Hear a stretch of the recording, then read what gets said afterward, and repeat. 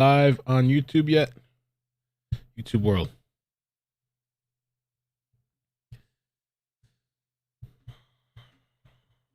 Testing. What's up, everybody? Welcome. It's HYUNDai. Thank you for stopping by. Saturday afternoon.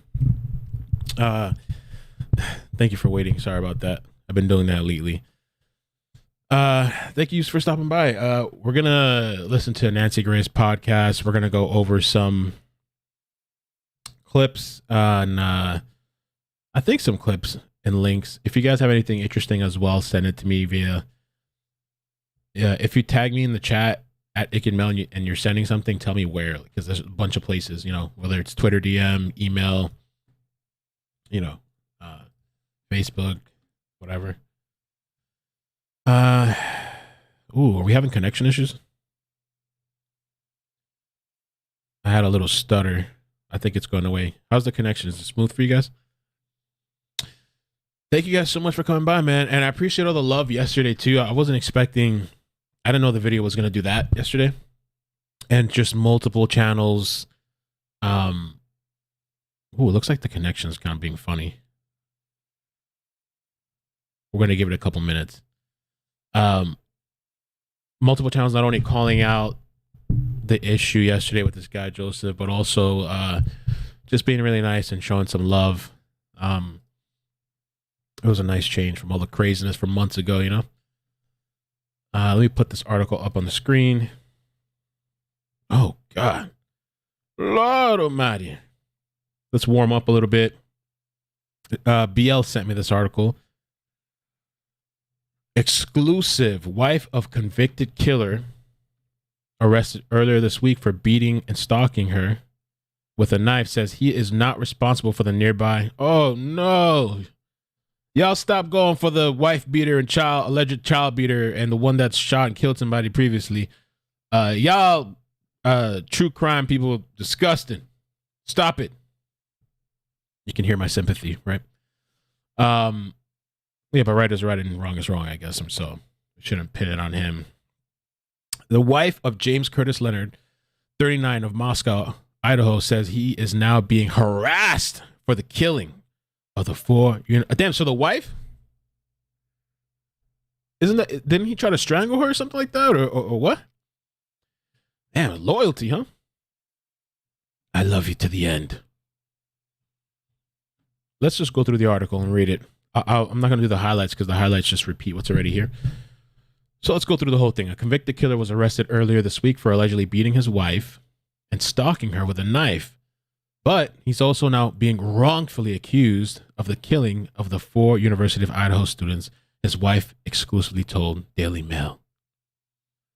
Man, if that was me and the motherfucker tried to kill me and allegedly beat my kid, I'll let the guy hang. Fuck it. Let the internet eat his ass up. I'm not going to jump out in front. There's a lot of crazy stuff going on, but now my husband had nothing to do with what happened up there, the wife of James Curtis Leonard said Friday in an interview outside their trailer home in Moscow, just a mile away from the scene of the quadruple homicide. It's not linked at all, and it's really pissing me off that these people would go for a beater. Woman beater, alleged woman beater, and alleged whatever he tried to do to the child, injury to the child, however that happened. Her husband, 39, is being held on a $100,000 bail, which, by the way, the coroner, I guess, is going to be representing this guy, which is just freaking. I mean, I know, I guess the people over there, that's normal. I guess she does multiple roles, but to me, that's fucking weird. It's kind of weird, a little bit, or ironic, at least, in the very least. No, that's just normal. It's not a small town.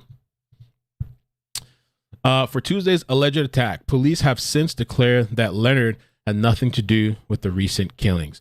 But that hasn't stopped the speculation. Leonard's wife told the Daily Mail that her family is still facing online harassment, including from a YouTube personality, oh no, who speculated about her husband's involvement. Oh, I wonder who that was. Anybody know? Oh, there's a video. I know I shouldn't open it. John. Oh! Oh! Oh, okay. They're talking about JLR. Damn. I was making the news everywhere. So Leonard's wife told Daily Mail that her family is facing online harassment, including from a YouTube personality who speculated about her husband's involvement in the video headline, James Curtis Leonard, suspect, Moscow, Idaho, has garnered 19,000 views. And since Thursday, people, I know for a lot of people that's a lot, like especially if you're just a regular person and then out of nowhere there's somebody making a video on you and there's like 19,000 views. For them, it's like the end of the world. Bro, try having somebody with 3 million subscribers and hundreds of thousands coming for you, your family, everybody. But I understand that because they didn't sign up for that. Well, you kind of did, I guess, when you committed the criminal acts. Horrible timing that this guy did. And again, I feel no sympathy for this guy. I just don't feel sympathy for people that, like I said, right is right and wrong is wrong. So, if he's not involved, then he's not involved. But, like, I'm not going to shed a tear for this guy either. And allegedly, this guy has a history doing it. It's not like, of course he has his day in court, but this guy, I had a screenshot saved of somebody. Let me see if I can find that real quick. Somebody that had said that he had done this to, like, their niece or some shit, too. Like, this is the guy's MO. He has a history allegedly doing shit like this. Let me see. Is this the post? No, that's not it. I'll see if I can find it later. I know I had it somewhere, but I have like oh, maybe it's here. Let's see. No, this was some other crazy person. Which I still to this day don't know if that was a troll.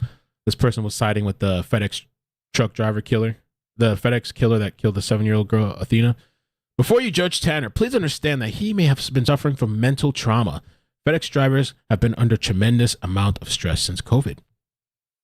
Before you judge him for killing a 7-year-old girl and strangling her, think about the COVID and the stresses that they go through. Okay, so people on the internet are trying to pin the murders on him. She told the Daily Mail, I had to get off that social media-ish. Police this week even said this week that they would threaten internet sleuths with criminal charges if they engage in harassment, which I don't know if they could do that. It would be interesting if they did. I think it would be great if they did because maybe they can set an example, but I don't see it happening. I thought maybe what Joseph Morris did, maybe that was something that would kind of cross the lines into maybe, I don't know, they could say something. Like if they could prove that the tip lines got inundated with calls or some other negative influence from that fake story, Leonard's wife said that she was home with her husband at the time of November 13th, pre-dawn massacre, and that he left for work at 7 a.m. that day. She told police about the harassment on Friday when officers stopped by their trailer home Friday to follow up on the domestic incident. Which, listen, people that go through that domestic stuff, I was there. I was the one that was attacked. But, like, I understand you're at a certain point, like, you're feeling guilty. You almost feel like it's yourself, even though it's not. And you kind of like cape for the person that did this shit to you. You don't want them to go to jail. So maybe you even lie. I mean, you don't press charges and all that kind of shit, So maybe she's in that phase. If that's what really happened, we don't know. But, shit. One day she might look back and think like, I should have just left his ass hang. Let the internet eat his ass up. I told police that we are tired of all the threats, harassment, and allegations, she told Daily Mail. Our family has been in danger because of all these false statements being made online. And I wonder if it would be really hard for YouTube to kind of crack down on all this stuff, like to monitor it. But I wonder if it will one day there be any kind of repercussions for the people that are maliciously like doing shit, Because really the systems in place don't do anything online. These people, you can report something. Good luck if YouTube even gets to it. Maybe it'll take a couple of days, and most of the time they don't do anything. All they tell you, just go report it. That's it. There is no system in place. The system that's in place is just a facade. It's just something that looks nice but doesn't do squat. Anyone engaging in threats or harassment, whether in person, online, or otherwise, needs to understand that they could be subjecting themselves to criminal charges, the department says. And honestly, if somebody was charged, they'd probably give them more clout. They'd probably be in the news. They'd probably get more views and subs. You might be even helping them out. The wife said it's also unfair that her husband is facing scrutiny for his manslaughter case from 2007 when he shot and killed Tyler Lee outside his house in Genesee. He reportedly claimed that it was self-defense and told that and told police that Lee had previously threatened him with bats, machetes, and other things. So I don't know what happened in 2007, but, you know, she's defending him on that too. Ride or die wife, huh? In February 2009, Leonard took a plea deal admitting to involuntary manslaughter in exchange for a 5 to 15-year sentence. According to the court documents, the court suspended his sentence in 2009, May, and he was placed on 15 years probation. Police arrived at the home in Palusi River Drive to find Leonard's wife with blood on her nose. When Leonard was ordered to come out of the back room, he had blood on his hands and a large cut on his forearm. I mean, I'm sorry. I'm just not sympathetic for this guy at all. Maybe this shit was for a reason. Not her being hit, but like the timing of the shit. So his ass is all over the place. Everybody knows his face and the disgusting acts that he's allegedly doing. Dispatch advised an intoxicated husband punched his wife in the head and struck his daughter. No sympathy for me at all. F that guy. His wife told police that he had drank half a bottle of gin and became heavily intoxicated, accused her of cheating on him, and yelled at her in front of her 2 kids. And let me tell you something. Now, I doubt this woman's watching, but if you really are in this domestic situation, let's see, in front of her 2 kids, 20 and 15 years old, her daughter's 21-year-old boyfriend, and a 1-year-old grandchild. You keep letting this stuff happen. Not that you keep letting it, but you don't do anything about it. CPS will come and take that kid from you. Whatever it is, those kids in that house, they're going to come take your kids. I understand being in a toxic situation, but CPS is not going to care, because at that point, you're not protecting your child. Because of the situation you're going in, you're supposed to remove your child from that, remove yourself. So you're playing around with a chance that these people are going to come and take this kid. So it's a 20-year-old and a 15-year-old. I don't know if they take a 15-year-old. Would they take a 15-year-old out? And 15-year-old and her 15. Her daughter's 21-year-old. Man, she got a 21-year-old boyfriend and a 1-year-old grandchild. Better take these kids out of there.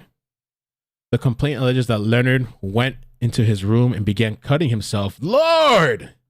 When his wife checked on him, he allegedly punched her. He also allegedly beat up the 15-year-old, who was later found with a concussion. Yo, give me a break. Give me a break. Leonard was also accused of stalking his wife around the house with a knife and then slashed his own arm while she was on the phone with 911. They're throwing it. Stalking his wife around the house with a knife and then slashed his own arm. Dude is nuts.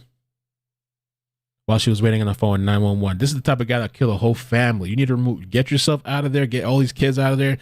This guy, the next time, he might kill everybody in that house.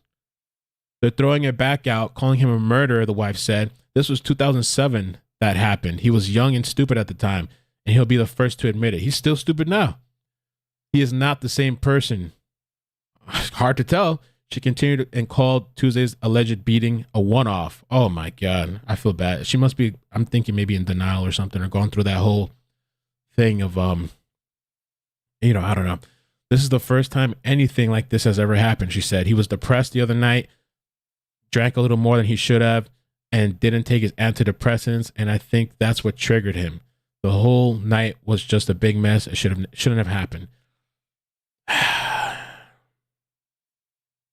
I mean, I don't know who's around her. Hopefully, listen, I feel bad and sympathetic for her, but I also, I don't know if there's hopefully somebody around her telling her, think about your kids, because it's only a matter of time. There's going to be some sort of intervention, or this guy snaps and does some other shit and kills people in that household.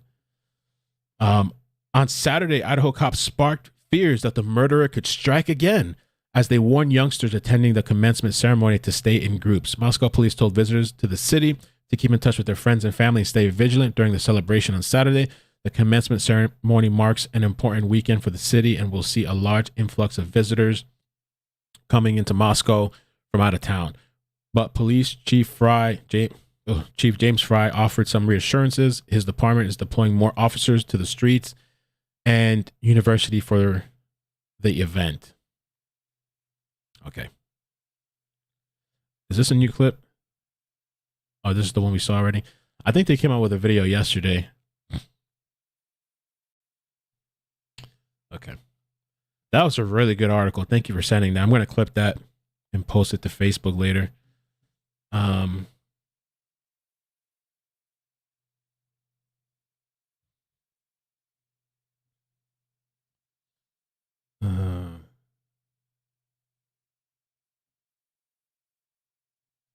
Okay. Let's I guess let's start with Nancy and I'll get to some of these other video clips. I mean, there is this other article Yale sent. I mean, I don't know. Why would you want to jump to represent this guy? I mean, I guess that's your job, but like the timing too, like this coroner over here doing a little press tour after the murders. Now you're jumping to, you're going to be a defense attorney for this guy that allegedly struck his wife, punched her, she's bleeding, allegedly attacked the child. This dude cuts himself, and you're going to jump after putting your face out there in the public and speaking on these students. Now you're going to be representing this guy. Like, I guess you have multiple jobs, but it's just freaking weird. Coroner who ruled 4 University of Idaho students were stabbed to death is also a defense attorney for a killer. I mean, you can't make this shit up. Arrested a mile away from the murders. I mean, for me, is it worth the money? Like, I mean, maybe it would be the time to like step back. You've been all over the news. I know it's 2 different lines of work, but maybe step back and give this time, not to jump and take on this psychopath. You're going to defend this guy? I mean, again, I'm trying to, I guess that's your job, but like, fuck, yo.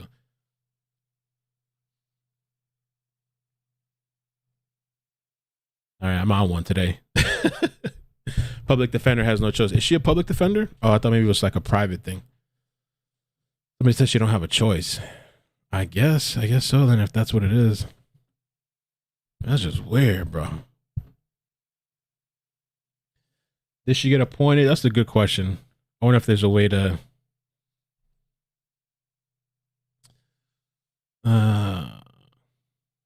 we know the story. Let me just see if they say anything about her.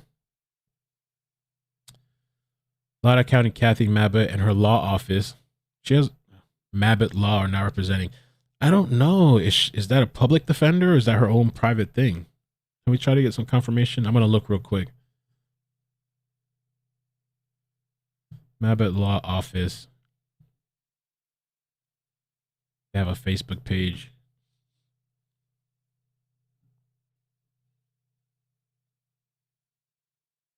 I really don't know.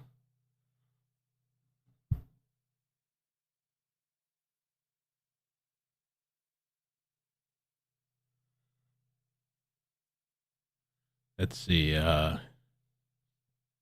His defense attorneys are Kathy and Nicholas with Mabott Law. Mabott, who is both an attorney and a nurse. Oh, she's a nurse too. Is also a Loudoun County coroner. Okay. Was elected to office in 2006, shortly before Leonard's 2007 manslaughter. His defense attorney at the time, Sunil, is now a judge. Wow. Okay. Leonard shot and killed Tyler Lee outside of the house. He claimed it was self-defense. In 2009, he took a plea deal. Okay, we covered all that. We now know the crazy-ass story. Okay. We'll have to find out about that. I'd like to know, too. Is she like a public thing or is it like a private thing? Was she like, did she get assigned to him or did he come and pick her? We'll have to find out about that. Ashley, thank you so much for the super chat. Appreciate it. All right, we're going to get started with the podcast. Again, thank you guys so much for joining me Saturday. If you guys could hit like too, I'd appreciate that. And also make sure you check out the sponsor for the channel, Swag It. I'll pin in the comments. You can click the link later, but it's a video platform. You can go on there. You earn points, swag bucks. You get to support me, the channel. You follow my page on there. You download the link. It's only in the US though. And you can convert swag bucks to either gift cards or like a PayPal, where you PayPal yourself the reward. And I recently cashed out $200 because I'm a creator. A lot of people are sending me swag bucks and stuff on there. So In a couple of days, I'm getting $200 from there. So it's not a bad app. It's pretty dope. It's up and coming. It's still in the works. They're fixing all the things on there. So I would check it out. All right. So let's listen here. Big thank you to our partner. Personalized plan baked with the equivalent of one and how it affects our personal health journeys on the new season. Listen to our episode out now on the iHeartRadio app or wherever you be on the lookout for a 2011-2013 Hyundai Elantra. Why? I'm Nancy Grace. This is Crime Stories. Thank you for being with us here at Fox Nation and Sirius XM 111. First of all, take a listen to our friends at KREM. Moscow PD saying today they're now looking for a white. This is a new podcast, guys. I think this came out. Big thank you to our partner, Grand Personalized Plan, baked with the equivalent and how it we all learn. To students. This came out last night, I believe. It's a new podcast. We believe in their sleep. In the last hours, police have issued a BOLO. Be on the lookout for a 2011-2013 Hyundai Elantra. Why? I'm Nancy Grace. This is Crime Stories. Thank you for being with us here at Fox Nation and Sirius XM 111. First of all, take a listen to our friends at KREM. Moscow PD saying today they're now looking for a white 2011 to 2013 Hyundai Elantra. Police say tips and leads led investigators to look at additional information about the car being in the immediate area of King Street where the murders happened during the early morning hours of November 13th. Again, it's a white 2011 to 2013 Hyundai Elantra. Police say the license plate is not known right now. But still, this is a significant step in the investigation, as investigators have yet to release any information about a suspect or suspects, and this is potentially the first significant piece of evidence they've released publicly so far in their effort to solve this case. Very interesting. This is the first real piece of evidence that the Moscow police are releasing. This must be significant, although we don't know what's going on behind the scenes. In the last hours, cops announcing they are on the hunt for a 2011 to 13 Hyundai Elantra, white in color, tag plates unknown. With me, an all-star panel, but first I want to go straight out to Stephanie Pagonis joining us, Fox News digital crime reporter. Stephanie, when did this happen and what exactly did they say? Okay, so police have said that they have received tips and leads that have led them to believe they're looking for this white Hyundai Elantra sedan. Now, this vehicle, they believe, is from the 2011-2013 model. What they say that is interesting is that they have seen this vehicle in the immediate area of the King Street crime scene. This came, what they say, is in the early morning hours of November 13th. This is around the time that the victims are believed to have been killed. Officials previously told the public and the media that the victims were believed to have been stabbed between 3 a.m. and 4 a.m. You know, this is one of the many, many reasons that one of the first things you try to do after you secure the crime scene is try to develop a timeline. If the timeline is wrong, almost everything you do after that is wrong. It taints the whole thing. For instance, if they got the timeline wrong, then looking for this white Hyundai may be completely irrelevant. Joining me again, an all-star panel. I want to go first to Jonathan T. Gilliam, former FBI special agent, former Navy SEAL, author of a hit book, Sheep No More, The Art of Awareness and Attack Survival. This is live. We're live right now. This is not pre-recorded. We're live. I'm watching you guys in the chat. On Amazon. Jonathan, thank you for being with us. A lot of buzzwords, I'm sure, jumped out at not only me, but you and my expert in forensics, Cheryl McCollum, also with me, Karen Stark and David Leroy. But interesting, the immediate area of the murder house, the crime scene, at the time. Oh, she's like echoing in there too. She's so loud. I had to like turn down the volume on my mixer, my Streamlabs mixer. It's like negative 3.6. And I even turned down the volume on my own headphones. They believe the murders happened. Now, the only thing that I see there that could have a little leeway is immediate area. Was it right in front of the house? Was it a block away? But I want to hear your analysis. Oh, shit. Well, the good thing is bad. with now that they have a vehicle that they're concentrating on, they can also look at the cell towers that are around there, and they may not be able to identify specifically who was in that car, but they can kind of pick out when a cell phone moved to another tower and where eventually those cell phones went, if in fact they had one in that car. So, and I would think it's somebody who has escalated to this point of killing, like everybody else, they probably do have a cell phone. And if they left it in the car, then it would have stayed there and then left with them. That would actually be almost a better circumstance than if the killer lived nearby and left their cell phone at home and the cell phone had never moved. So if they can combine that car with any type of movement of cell phones around there and then video footage, I think these are the types of things and technologies that investigators can kind of key in on and start to triangulate the movement of certain people or certain phones or the vehicle to where they can start narrowing who this car belongs to. I think it's very important for them to incorporate all these different things. And I think you saw an example of this type of tracking with the abduction and murder that just happened in Texas a week ago of the 7-year-old girl. So now that they're at this point, if it is in fact somebody associated with the killing, like in Texas, they will be able to use the digital evidence to quickly start kind of honing in on potential subjects. You know, it's really interesting, Jonathan Gilliam, that you bring up the case of Athena Strand. She is a 7-year-old little girl that was at home with her stepmother, and she and the stepmom had a little fuss. So the stepmom believes she's going back to her room, when in fact she went outside. A FedEx driver came along and got her, ended up killing her. Could you explain again for those listening? On day one, I suggested a data dump, which is a real pain in the rear end, very exhaustive search of who, based on a cell tower, the cell phones in that area at that time, that interval. And we talked about that too. I think that's a really good idea. I guess like Nancy's saying, I'm sure it's got to be a lot of work. It's probably a lot of things and information that's popping up, but you know, the killer being there, you would be able to at least, I mean, there's going to be a bunch of phone numbers that pop up, but they should be able to tell all the numbers that connected to those towers in that area, which is, it's got to be a lot probably, right? But maybe they can also narrow it down by day and time.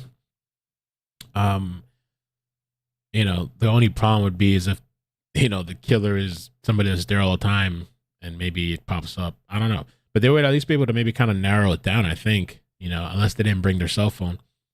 Of hours, say between 2:50 and 4:30 a.m. And it can be done really right down to the block. So if you could explain that and how you would integrate that along with movement of the cell phone and IDing the car. You mentioned video, but Cheryl McCollum and Stephanie Pagonis, correct me if I'm wrong, but I don't think they've got any Ring doorbell or any surveillance video. As far as I know, there were not many cameras around, and it's been a question lately of if there are cameras now, were they installed after these attacks happened? We've spoken to neighbors, some of whom have said that they decided to install them after the fact. Were you going to say something, Cheryl, on that? Yeah, I was just going to say, I believe at some point they do have that car on video, and I think that's how they're tracking the movements of that car. I don't know that they've tracked the movements of the car yet or that they have it on video. I mean, I hope you're right. Jump in, Jonathan. So also with those Ring cameras, before I say about the cell towers, those Ring cameras, most people, I'm guilty of this myself, you get a Ring camera, and then after the initial trial period goes away, people don't want to pay to have stuff recorded, so they just have the cameras set to alert.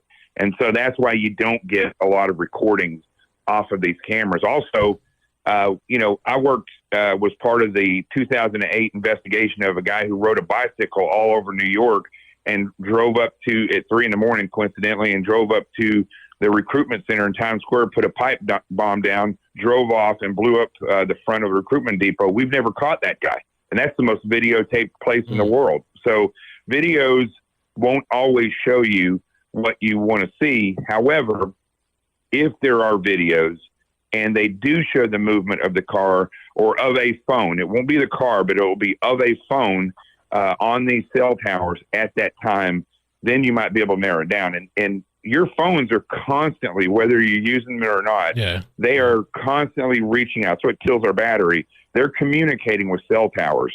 And sometimes you can stay in the same place and they'll be pushed to multiple cell towers. But that also can help because they can kind of triangulate where the phone may be. But as you start to move, especially in a place like Idaho, where it's not as populated, you'll have a tremendous amount of cell towers in one place. And then as you get more remote, you're going to have less and less cell towers. So you'll be dumped off to the next one. And then down the road, you'll be dumped off to the next one. So that actually becomes not more specific, but you can tell that they're moving in a particular direction. So with the data dump, which you just described, I think that's a perfect example that they could give these families who seem to be very impatient with this. And I understand why, but this is not like the movie, you know. You're right. When we have computer screens, they don't make noises and things, and there's not colors all over offices, and evidence doesn't just get processed immediately. Going through these cell towers information, it is labor intensive. You got to get a subpoena to go get the stuff, and then people have to physically go through this stuff and figure it out. Yes, it'll take a long time, which is what I said at the very beginning.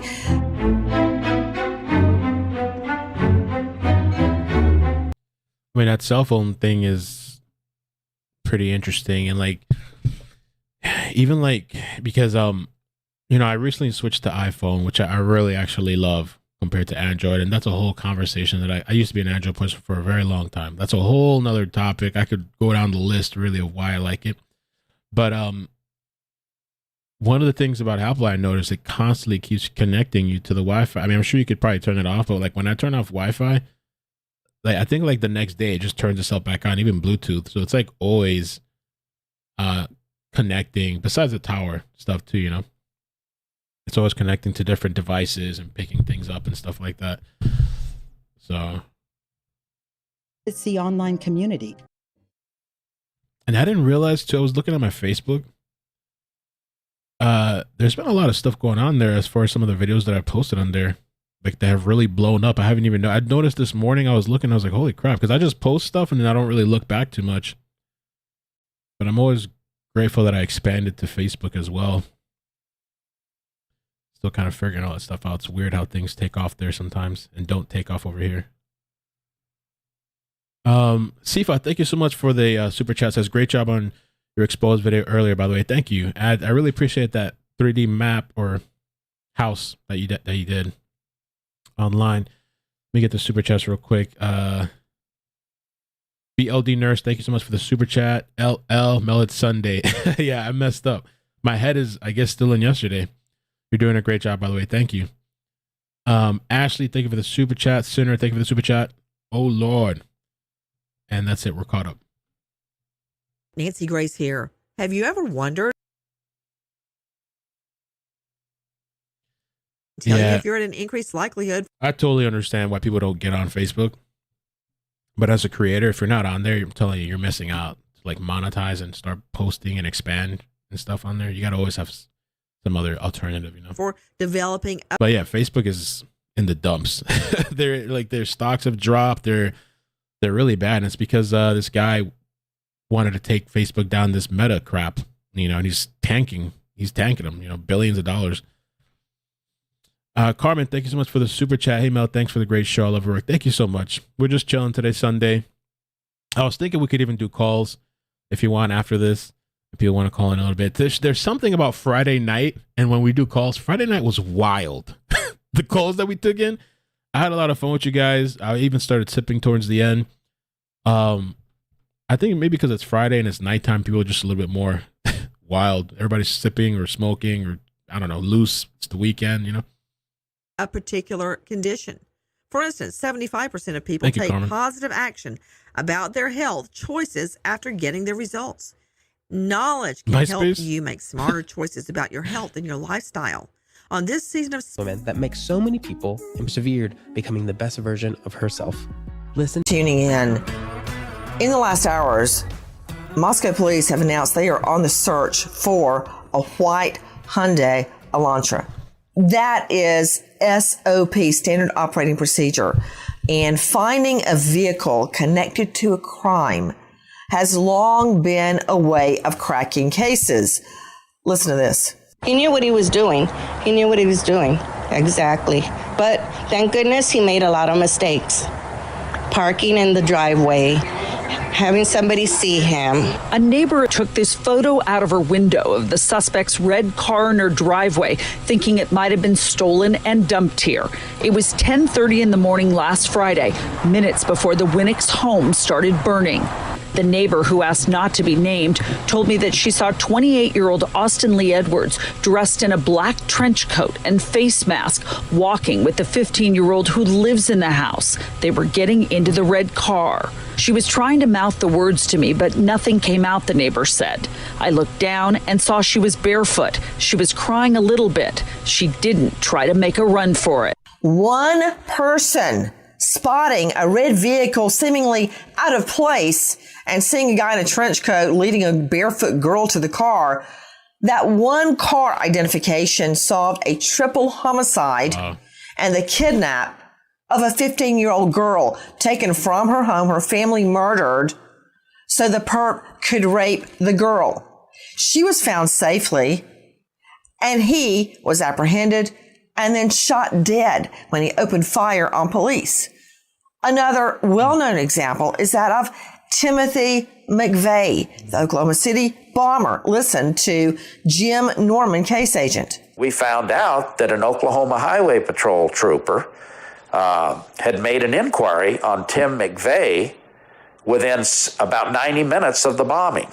Hanger had been heading south toward Oklahoma City based on a highway patrol dispatcher call for all available troopers to head to Oklahoma City to assist. He had gotten a discontinue. He was about 62 miles north of Oklahoma City, and he turned around in the median on Interstate 35. And as he's starting to head back north, he's passed by this yellow Mercury marquee that's missing its rear license plate.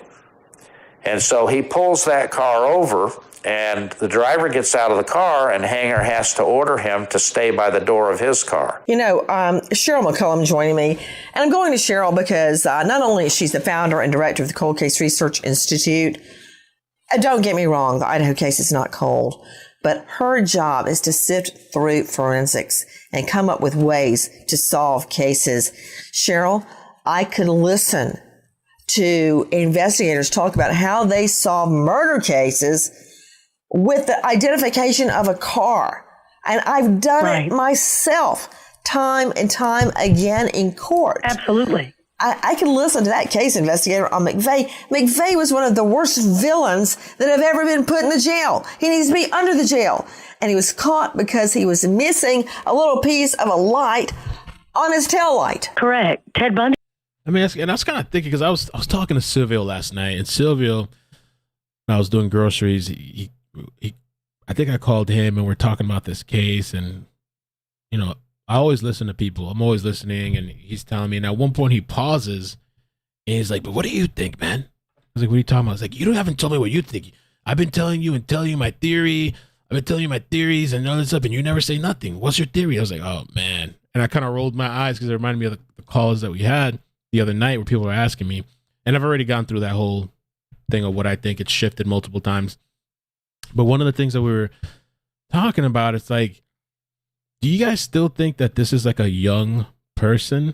Because the only thing is, like, because I was leaning towards a younger person, but then it's like the longer and longer and the more time that goes, it's like, damn, would a young person really be this calculated and clean to slip out and not leave anything really that we know of? I mean, maybe he did leave something, but like to, you know, take the knife and slip out, or like nobody's seen this person. I would think like a younger person would be more like messy and kind of like unorganized and kind of, I don't know, just likely to make more mistakes and likely to like break under the pressure of all these police and FBI and maybe tell somebody or have less composure of himself. This must be somebody that can control their emotions or not feel anything. And I don't know, because I was leaning to like younger, but then it's like, I don't know, maybe he's a little bit older.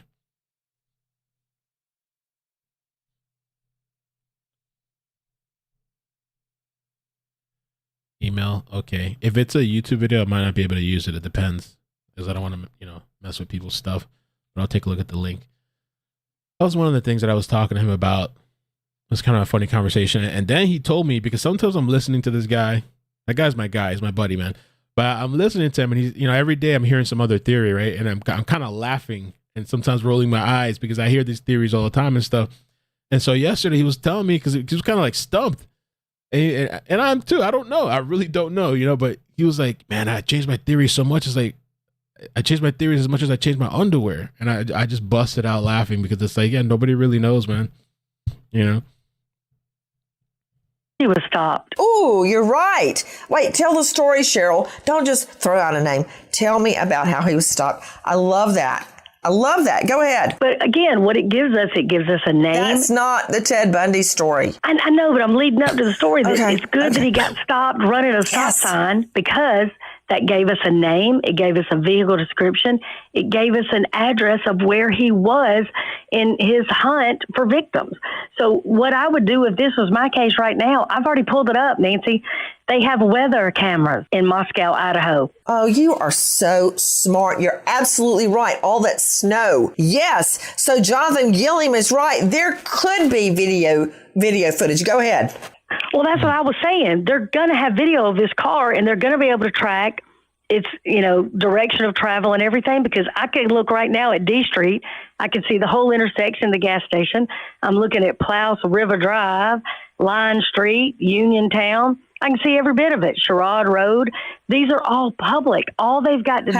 Another thing about that, Cheryl, is that this was the murders occurred on King Road. Right. It's a couple of blocks off campus, and I've been dumbfounded by the fact there seemingly are no campus security cameras around that area. Okay. Nancy, Dave Leroy here. Let me give you a little context. Good. Please jump in. Hold on. Let me introduce you. Dave Leroy, high-profile lawyer out of Idaho, former attorney general, former lieutenant governor, former prosecutor, and so forth and so on. I got a whole page of his credentials. Go ahead, David. And remember, Jonathan, you're not with us as often. Please jump in.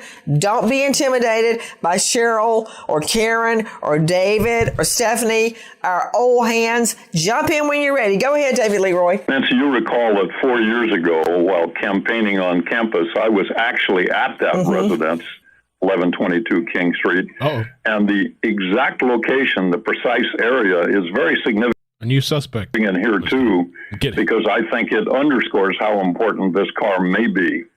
1122 King Street is halfway up a hill, and in almost a cul-de-sac type of area where there, even during daytime, would not be a lot of traffic.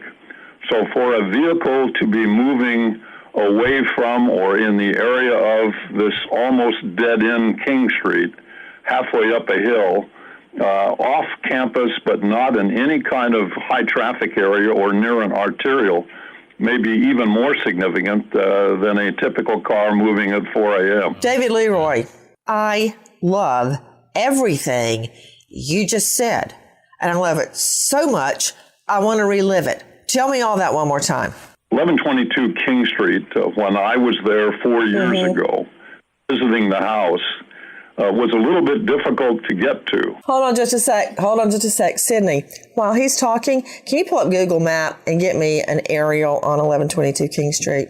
Because I want to see if it's still the same way as David Leroy is recalling. Okay, go ahead, David. When I was at 1122 King Street 4 years ago, you have to go from the main campus up an area, across an athletic field, and then turn right a couple of blocks. Okay, hold on. Up an area, across an athletic field, and then what? And then you begin to go up a hill, and it's almost a dead-end cul-de-sac where you move into the parking area of 1122 King Street. It is not adjacent to any high-traffic area. There's not a lot of arterial-type traffic there. So at 3 a.m. or 4 a.m., a car moving in that particular area is going to be far more significant than a car moving someplace else in town, even at that same unusual hour. Even during daylight, there is very little traffic. Hold on, David. Which house is it? Show me which one you're talking about. Oh, I see exactly what you mean. I'm seeing exactly what David Leroy is talking about. There are not any big streets. Oh, Cheryl McComb, you got to pull this up. Leading right into where the house is. I see exactly what he's talking about. It's kind of in a circle-ish roadway. Yeah. Mm-hmm. I see what you mean. There's not a lot of traffic going in and out there. So any movement in the middle of the night between 3 and 4, I want to know who saw the car at 3 and 4 o'clock in the morning. But any movement of that car. I wonder where they got that. I mean, I guess they said it was a tip. I just wonder how they came about that tip. Did somebody just call it in, or with the vehicle? I mean, I guess they didn't see it on camera. And this is the post right here. 1 second.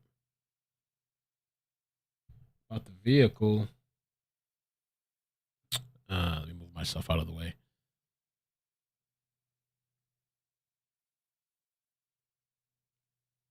Okay, so we're interested in speaking with the occupants of the white 2011-2013 Hyundai Elantra with an unknown license plate. So they don't know the license plate.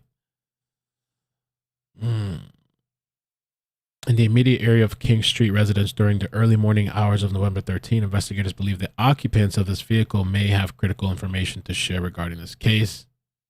Occupant or occupants, if you know of a vehicle matching, blah, blah, blah. Stock images and, okay.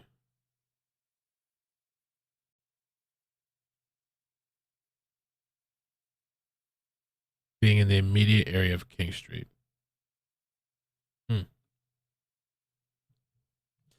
I wonder in that area over there too, is that a typical vehicle out there? You know, because certain areas, like I forget what place. Oh, when we're talking about the Kaylee Rodney thing and that vehicle that you had, that was like a really common vehicle that everybody drove out there, right? I wonder if that's a really uncommon one or a common one out there in that specific area.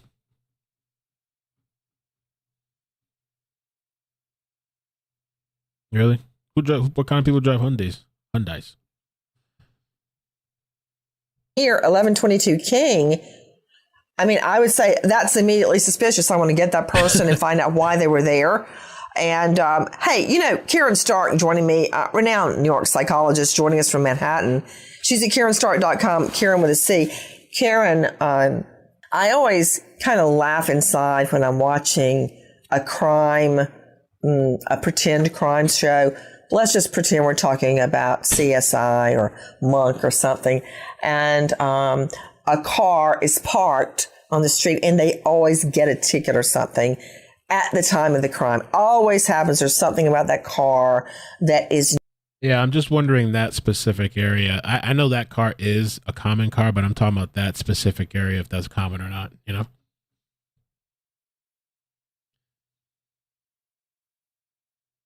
Noticed by somebody, and that car is always connected to the crime. At the end of 4 segments, the case is solved, and that includes commercial breaks. Because it's not that neat and easy. Just like Gilliam was saying earlier, it's not like that at all. But that has a grain of truth in it. Why are people, killers, perps, so arrogant? Yeah. I mean, it's like they're driving up to McDonald's to get a Big Mac as curb service. They park right there, do the crime, and then leave. What frame of mind is that? They're not thinking about those kinds of details very often, Nancy. I mean, think about that whole story with Ted Bundy. I mean, not going through a stop sign. Everybody is looking for this guy, and that's how they catch him. And I'm thinking about this particular scene, and whoever this is, a person or 2 people, they did not care about the fact that there were so many people, and they took huge chances. Hey, you know what else it might be, Karen Stark? Not caring, arrogance, or, Jonathan Gilliam, recklessness. We've heard this as a, quote, sloppy crime scene. What does that mean? Impulsive. And then the recklessness of potentially having your car parked right outside. It shows a certain degree of unpreparedness, not planned, which tells us about the mind of the killer. Impulsivity is what you're talking about. Yes, Nancy. Jonathan. Right. As I'm looking at this map, I'm looking at the same map that you have. You have to realize that that's on a hill grade there.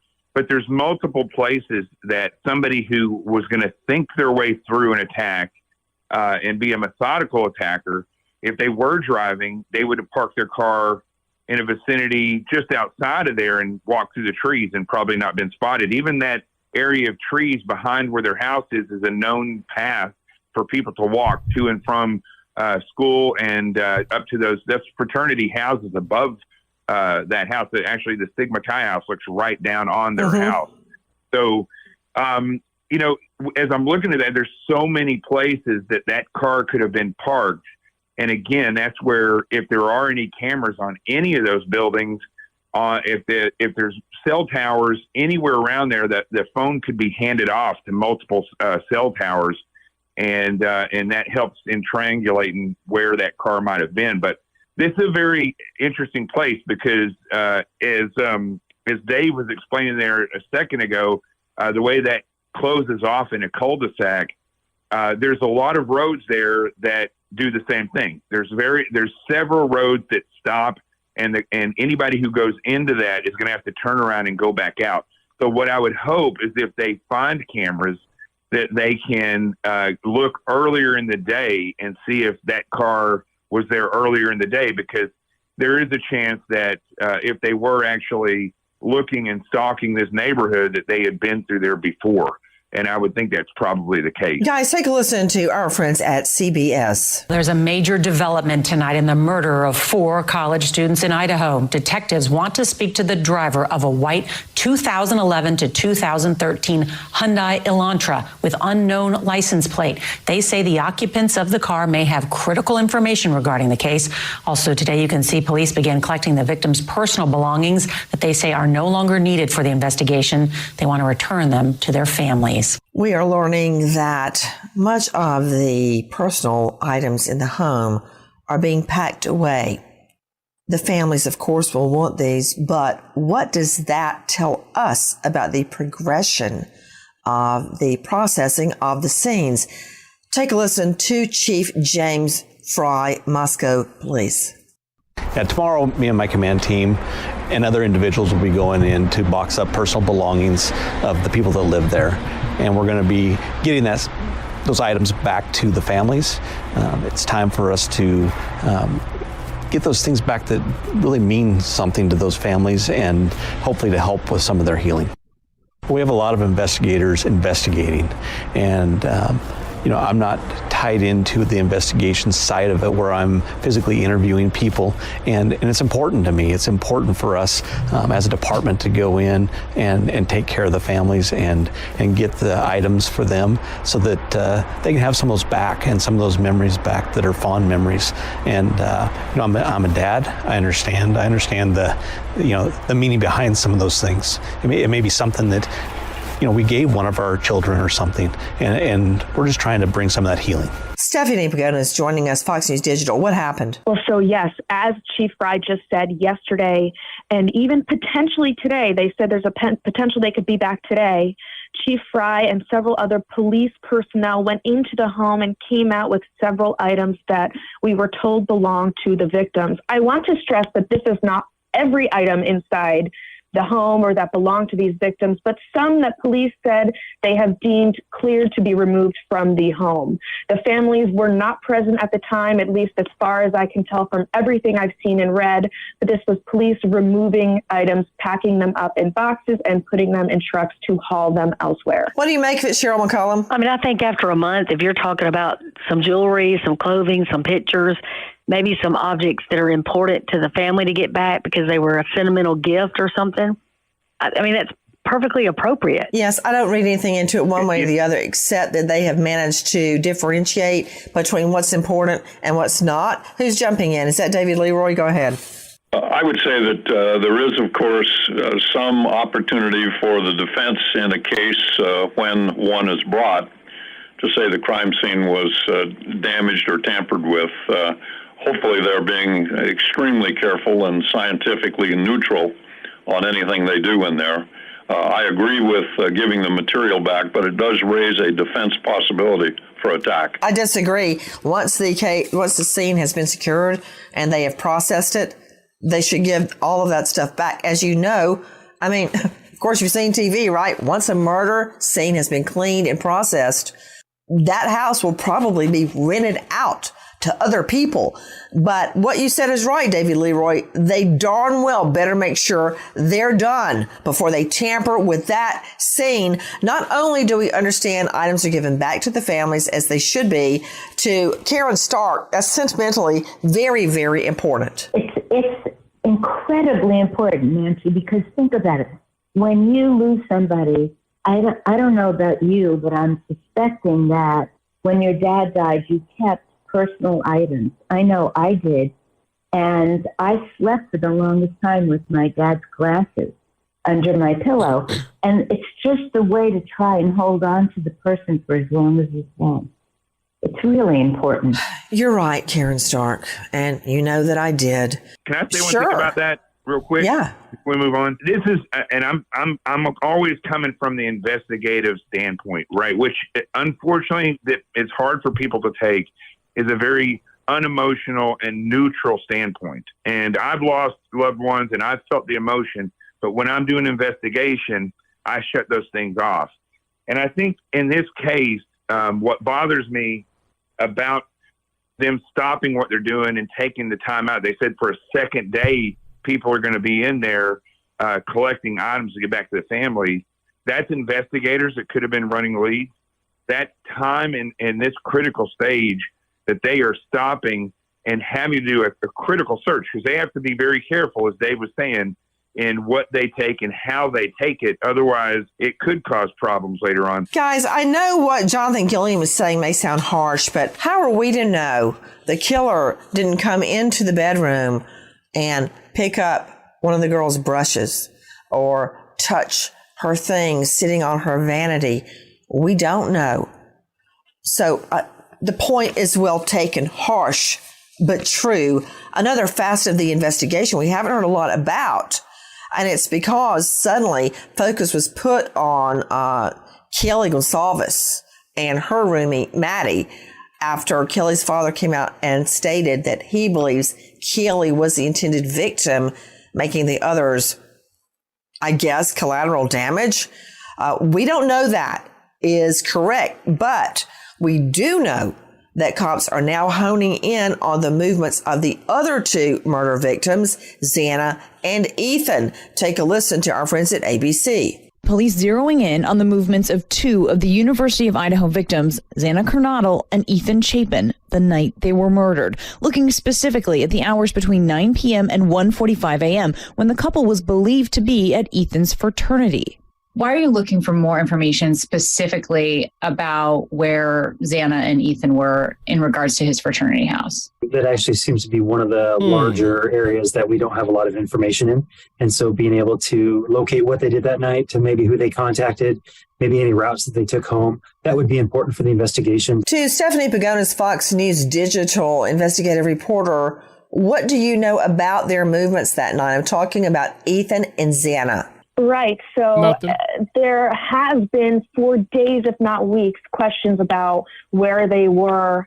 There's a piece of the puzzle that is still missing regarding their whereabouts. And police seem to be concerned that these people who might have been with them might have been doing something else, and they might therefore be fearful that if they say what they were doing, they might get in trouble for something else, if that makes sense. But police have made it very clear to me, and even in their reports, they're just trying to figure out what happened here. They're hoping that could shed more light on what was going on, paint a bigger picture of what was happening. Now, we do believe that earlier in the night on November 12th, Ethan actually attended an event, a different Greek life event on campus with his sister. He is a triplet. his two other siblings did also attend the University of Idaho. So that does paint a picture, but as far as I know, and it's not, I'm not certain on this, but there's a question of whether Xana was with him, and if she wasn't, where was she during that time? That's a really good point. What does this mean, Cheryl McCollum? Well, again, you're trying to connect these dots. Who did they interact with? You know, when did they leave? Where did they go? Because you're talking about from 9 o'clock at night till about 1:45. So almost 5 hours that their movements are unaccounted for. So we don't know if they came in contact with somebody, if they went somewhere and, you know, purchased something or went to another party. We don't know where they were for at least 5 hours. And that's something police want to know. And why do you believe it is so significant? Yeah, that time gap we've been talking about for a while, been there for a while. Not really sure what happened there. Cheryl. Because again, at some point, these four people intersected with a killer. Was it before that killer entered the house? They're going to want to narrow this down. Did Ethan have a problem with somebody? Did they have a, you know, little argument with somebody over something? We don't know. We don't know if it's the food truck people. We don't know if it's the Uber driver. There's all of these connections that we've got to check off before we move on. And again, the car is a great start, but you know, you've got two other people that have nothing to do with, you know, the food truck or the Uber driver. Dun, dun, dun, dun, dun, dun, dun, dun. It was all right, the podcast this time. I guess it's because, oh my God. Okay.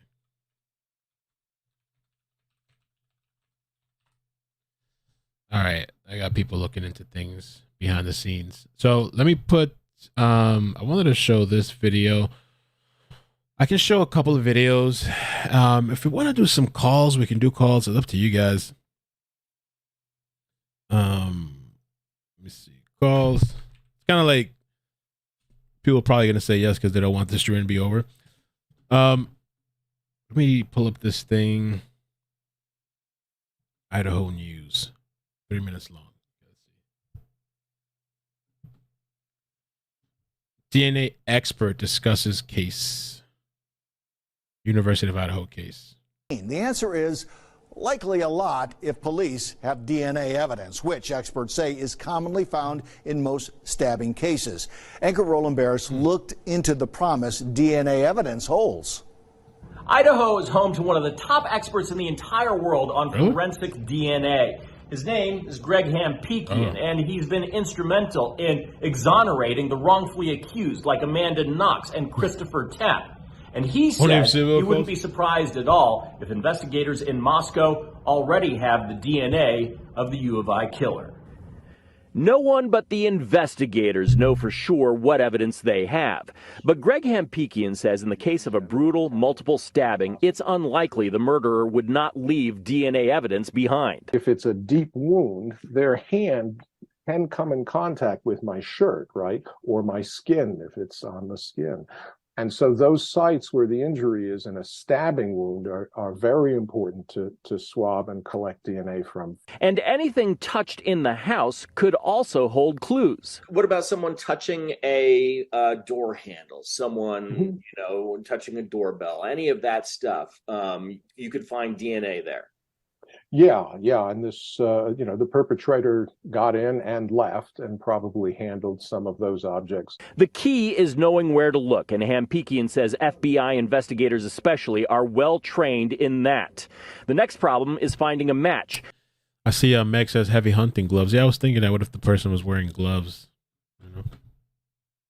And Hampikian has advice for investigators there. Just make sure you take a sample from everybody you talk to. Just ask them, will you give us a DNA sample?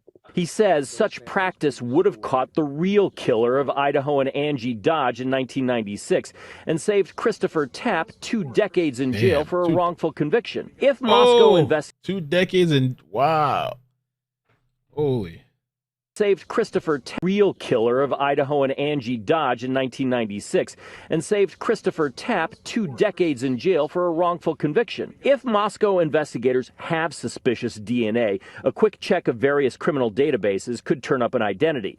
If the suspect has no criminal background, though, investigators might have to rely on genealogy databases like 23andMe to find a family connection, and that can be difficult. But Hampikian says cases like this require patience. A crime is like a surgery. It takes as long as it has to take. If they're going to do genealogy, that's a different kind of, crime surgery than just going out and you have a suspect you compare to a door handle or something. Hampikian says it is common for assailants who use a knife to cut themselves. And even if their blood and DNA is mixed with that of the victim, modern technology can easily separate the two. And Hampikian says that it should take no more than a day or two to get results back from a lab if a case is a top priority. Roland Barrett. I think I've almost heard maybe a very theory or possibility, I think, in the last weeks that we've been covering this. Let's see here real quick. This came out just a couple hours ago. Idaho murders. Police say they're getting good tips for 4 weeks in despite lack of reward and suspect. What kind of tips they're getting?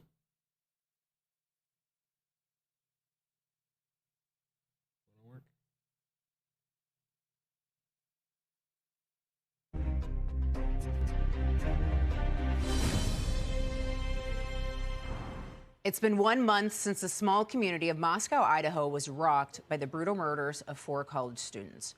As the desperate search for the suspect continues, police are warning the public to stay vigilant as students and families gather for fall graduation ceremonies, urging people to travel in groups and communicate with family and friends as you travel. Host of Crime Stories on Fox Nation, Nancy Grace, joins us now. Nancy, how much should we read into that remain vigilant message? Does that speak to the whereabouts of the killer or where they think this person might be? I do not believe that cops have established any semblance of a pattern. For instance, the killer is going to strike every 4 weeks in the early morning of a Sunday. But I do believe that the cops would have been remiss had they not issued such a warning, because if there is a pattern, it would have been this weekend in the early morning hours of Sunday. And also it would have been on this, let me say, 4-week mark of the murders. And also there was a major gathering at campus on the night of the murders. There's a huge event at Kibble Stadium, thousands of people there for a game. And this weekend there was a huge event, commencement. So too many factors were similar for them not to have issued a warning. Do I believe they know who it is? No. Do I think they've established a pattern? No. But I think they did it out of an abundance of caution. I do admire something the FBI has done in conjunction with Moscow police, and that is they have established not only a tip line, but they've also established a website where you can download digital data. It can be a Ring doorbell. It can be video from your car. It can be your cell phone. Upload. Anything where you specifically download digital data. That combined with a tip line, very, very significant. I also think they may be looking at weather cams, red light cams, any cam there is. I think that's what they're doing right now, in addition to debunking a lot of rumors online. Nancy, obviously there's a lot of frustration and the desire for answers, particularly for the families who are grieving, who want, to want to know what happened to their loved ones. So give us some perspective here. How often is it that 4 months into a murder, into an investigation like this, that we still don't have the killer? 4 weeks into 4 weeks. I apologize. 4 weeks. Thank you. Yeah, very, very often. Very often. I have worked on cases up to a year, especially multi-victim homicide cases. I find their Bolo, be on the lookout for the white Hyundai Elantra to be very, very significant. That's the first real thing we've heard, the first detail we've heard about their search. I know that the Canadian Border Patrol is on alert for that car you're showing right now. That's a stock photo. They don't have the car, but it looks like that. I think that's very significant. And I would advise, if they're not already doing it, and the FBI has this capability to pair cell phone data in that area. And if you look at an aerial shot of the home, there on King, you see there's not a major arterial road leading to the murder scene, which means you got to wonder, what was this car doing up in that almost cul-de-sac at 3 o'clock in the morning, leaving? If they could pair cell phone data from a data dump, such as a Stingray type of a procedure, and see cell phone data moving at that time, I think it would be extremely helpful. Nancy, thanks so much for providing this perspective this morning. And for everyone thank you for the super chat. Says Nancy comes off as the crazy/hot type. Just me? ?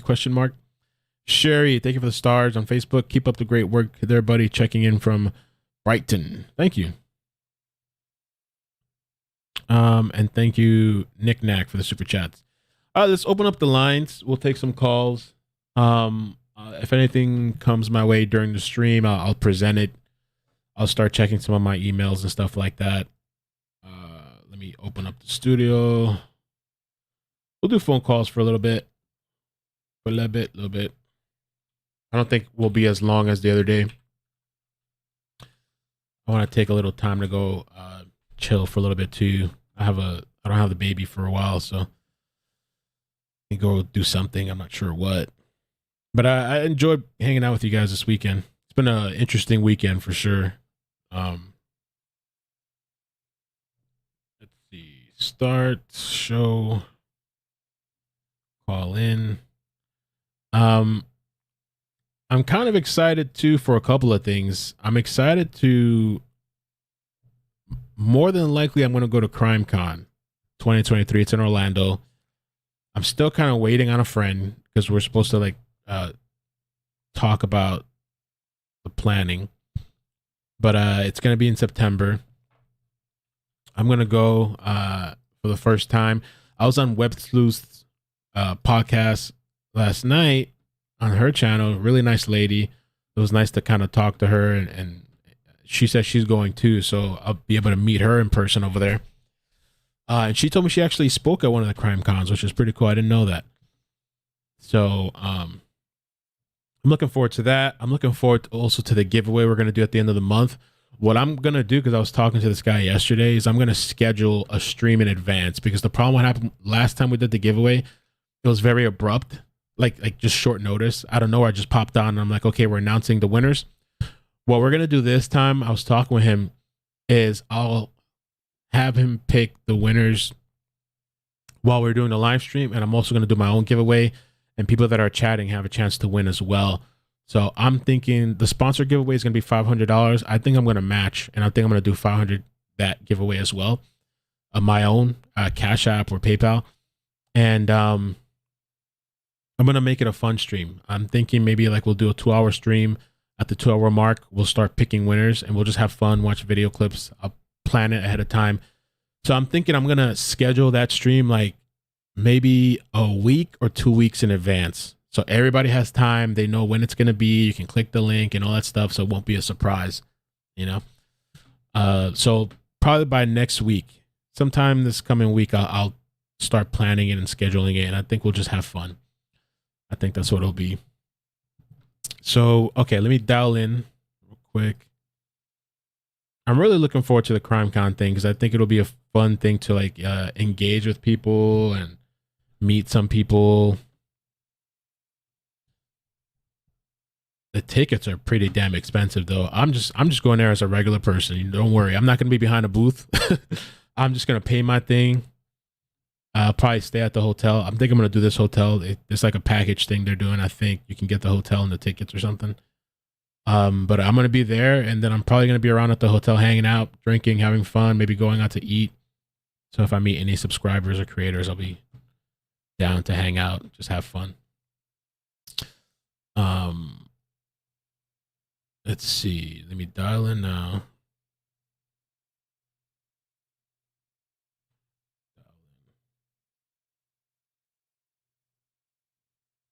Okay. 1 second. I'm connecting. Oh, it just hung up on me. What the hell?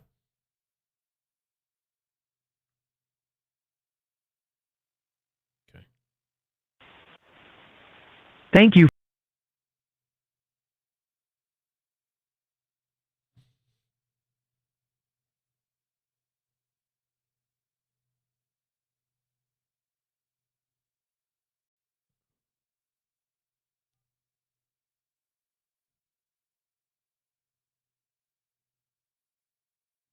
Okay. Interface. Thank you, man. I appreciate it. CrimeCon fun. Appreciate it. It's gonna be a business expense too. So, but yeah, I want to go, man. I want to go have some fun.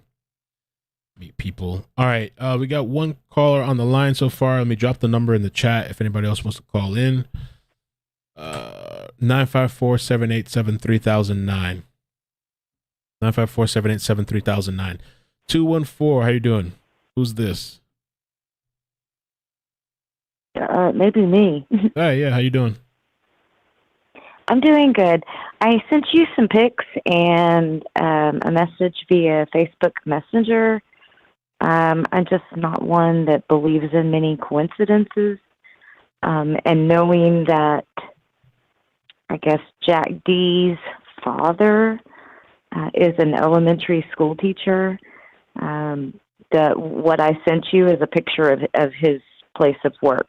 And there's another picture accompanied with it, which I just found, like I said, I don't believe in coincidences. Might want to check it out. You sent it on Facebook Messenger? Yes. What's your first name? When did you send it? Today or? No, I sent it Friday. Friday was a wild night. I tried to get in. Yeah. Okay.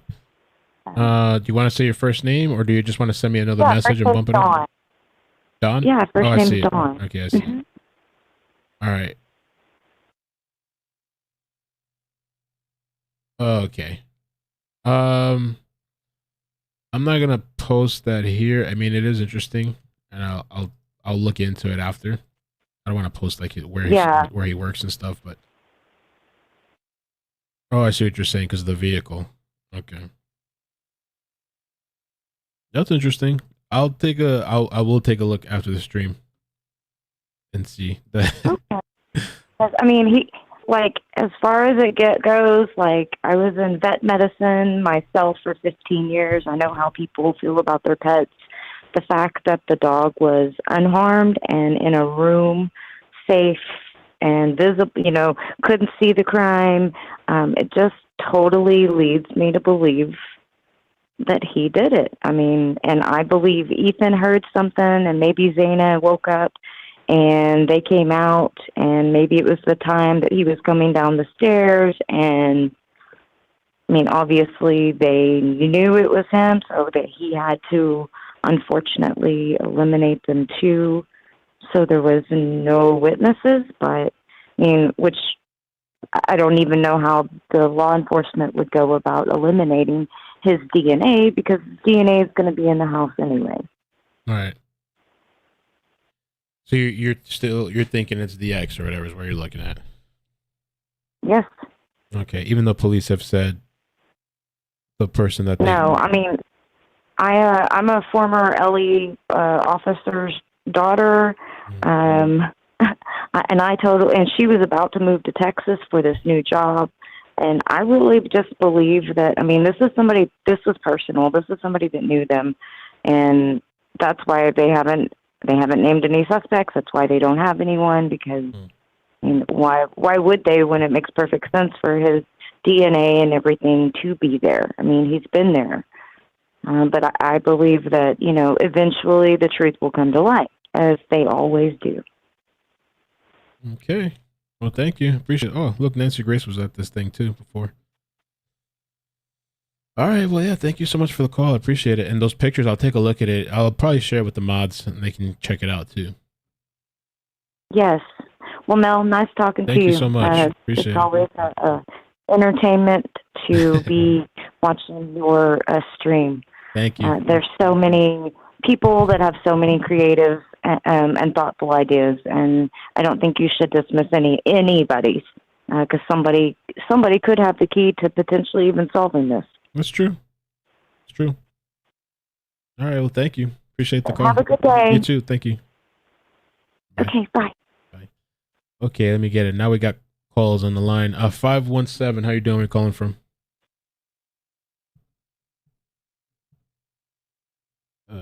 517. Hello? Hi, how you doing? Oh, okay. Hi. Hey. This is Amy from Parawoman Radio. I just wanted to hop on and say thank you. Thank you so much for yesterday debunking the screen. No problem. Thank you for doing that. Where you said Parawoman I Radio? lived in a Parawoman Radio. Oh, Parawoman Radio. Okay, Parawoman awesome. Yeah. I lived in a similar situation in college. The house, each room was rented out, and there was a lot of drinking. And I know for a fact that I lived on the upstairs. In the upstairs room, I wouldn't have heard screams downstairs. And if I'd had, I wouldn't have thought anything of it. And the door was supposed to be locked after 10, but it never was, because people would come home drunk without their keys, and they would pound until someone would open the door. And so we would just leave the door open, because every night it was like somebody pounding. So I just think that people think that you would hear things, and when you're drunk or when you're sleep deprived and you finally sleep, you just do the sleep of the deaf. Yeah. You're in college, yeah. So that's true. Yeah, a lot of people are kind of wondering how they couldn't hear anything or whatever. I mean, there was even a previous tenant at the place that said he really wouldn't hear anything either on the other floors unless they were playing really, really loud, like the TV was really, really loud or something. So, and yeah, no problem. People just don't believe it.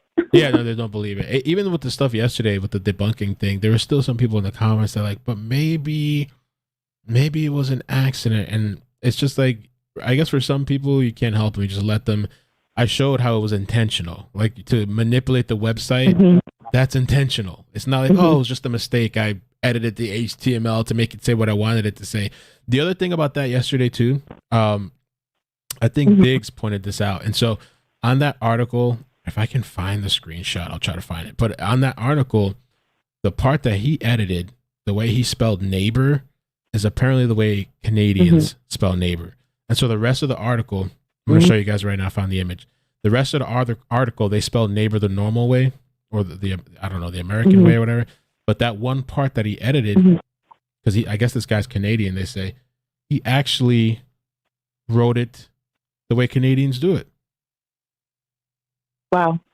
Well, this morning I did hear on the news, they were like reporting, and they said at the very end that YouTubers that are interfering, that they could possibly be charged. So they are looking into it. Yeah, I really wonder if they can do that. Too many times. I really wonder if they're going to be able to do that. It would be interesting, though. And it could set a precedent. It would be. Yeah. All right. Well, thank you so much. Thank you for the call. Yeah, I know. It's just getting worse. Okay. I think eventually something's going to probably happen. Like, I feel like eventually, whether it's some sort of legal intervention or if it's just YouTube that one day is like, you know what, we're not going to monetize certain videos anymore. Something like that, you know? Yeah. So. Okay. All right. Thank you. Thank you so much for calling. Okay. Bye. All right. Bye. Bye. Okay. 936. How you doing? Where you calling from? Hey, Mel. I am also Mel. I messaged you on I messaged you on Twitter yesterday. I'm a moderator for one of the Ohio Murders subreddits. So I just wanted to thank you as well for posting that video. I mentioned in the message yesterday that misinformation has been absolutely rampant in this case. It's just been crazy like I've never seen before, the true crime community. And I just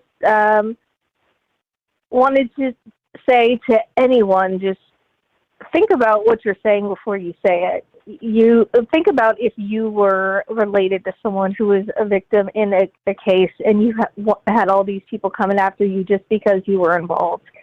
It's not okay to dox people just because they're tangentially related to these people. So I just wanted to put that out there. there's people who will go and find people who just live in the same town, and they'll put their full names and addresses and everything out there just because they're related to a friend of a friend. So right, and they start getting harassed and all this sort of stuff too, because even that you look at Jeremy or even Joe VDOT and stuff like that, where Jeremy said I think that people were kind of trying to contact his friends and family and stuff. It's just yeah, and there are people going out to their houses and harassing them in person. Right. I couldn't imagine doing that. People It's so going in attack. yeah. Mm-hmm. It's weird. And just the amount, I mean, what you see online is the amount of stuff that is able to get through from people moderating. So just imagine what's behind the scenes of it. That's so true. It's crazy. It's crazy out there. So, I mean, don't add fuel to the fire, people. I mean, think about what you're saying, please. Even if you're trying to say something innocuous, it's going to start spreading a rumor, and that rumor is going to spread like a game of telephone. Which the Idaho murders one is the one you moderate, right? Idaho murders. Yeah. Yeah, that's a really big one on subreddit or Reddit on like almost 60,000 on there. We did not expect that. Yeah, we did not expect that. How many moderators do you guys have? A lot or like? We have 7 full-time moderators, and we have a lot of help from temporary moderators as well, from the actual Reddit moderators who come in and help us. Amazing. Yeah, you guys do a good job. Have you seen anything interesting lately on there, or? We have been, really all of our focus has been cutting down on the doxing, because the reason that Moscow police have been putting it out there about wanting to cut down on it is because of the crazy amount of doxing that is going on.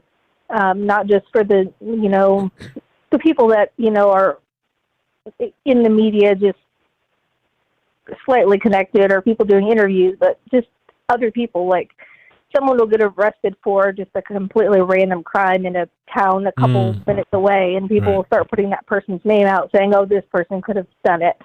So it's just, it's out of control. Well, thank you so much for calling, and thank you for the DM. That was really nice yesterday on Twitter when I saw that. I appreciate that. Oh yeah, appreciate it, and I hope that helps a little bit. No, it does. Yeah, thank you. Have a great one. All right, you too. All right, bye. Bye. Okay, next call 772. Hola. Hello. Hi. Hi. I just had a couple little thoughts I wanted to share. Where the police took the belongings out of the house, I was wondering, because we saw like a couple nights ago where those 5 guys went in and we don't really know who they were, and they spent like an hour, and theories floating around that they might be the private investigators. So maybe the police when they took these belongings out, took some things out that they may not have wanted those people to see. So gave some stuff to the family, and also took some things out that maybe they didn't want the private investigators to see. That's just kind of a thought that went through my head. But the main thing I wanted to ask about was, like, so you have all these kids in these frats and these sororities at this college.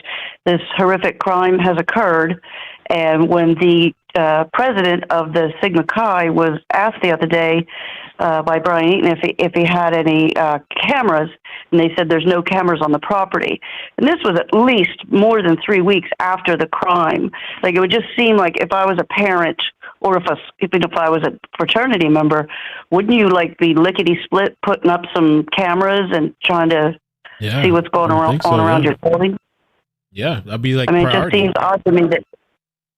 Yeah, it just seems, and I'm sure they can afford it. Right. So it just seems odd that hasn't been done. So I don't know. Just makes you wonder. Yeah, that's definitely kind And of I have odd. another thought. Tell me.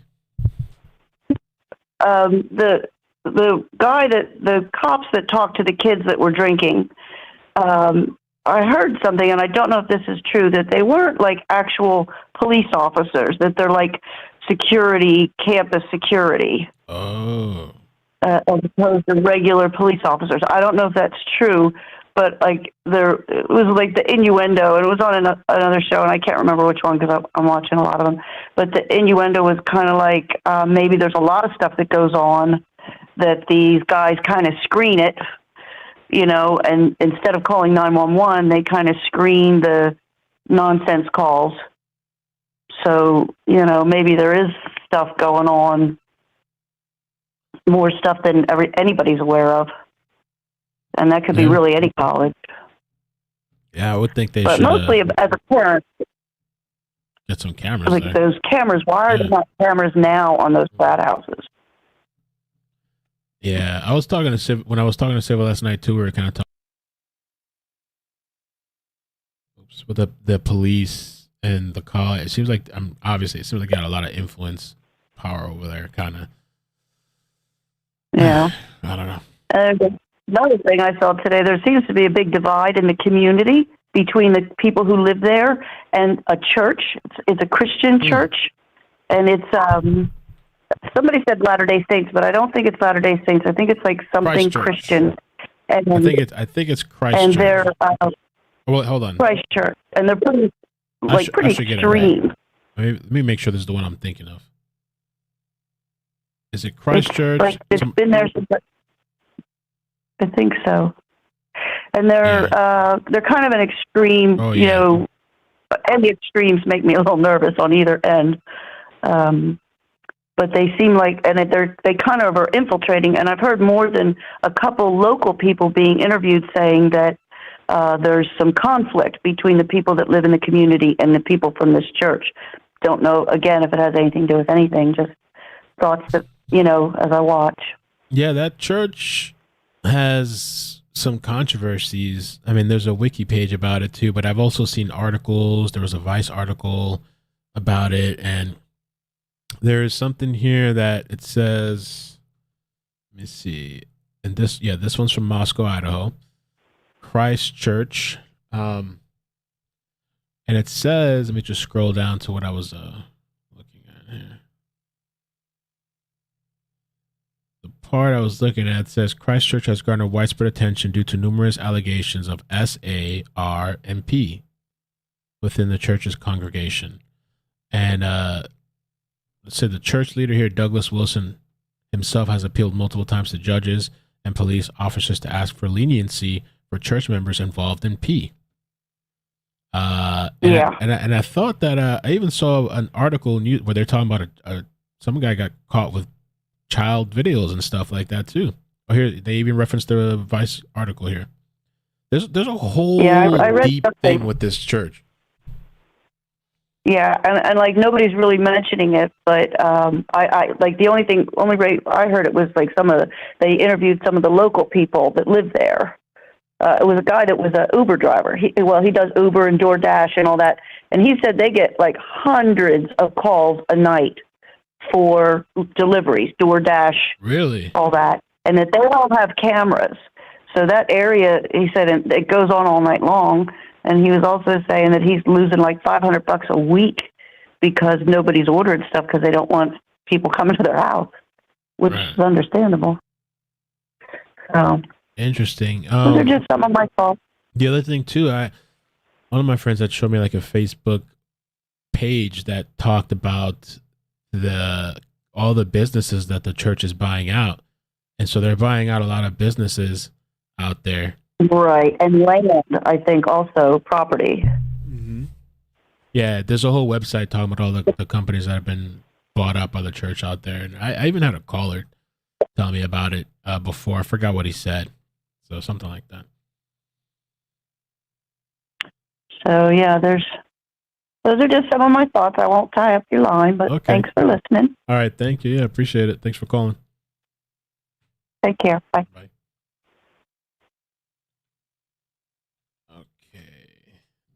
All right, next caller.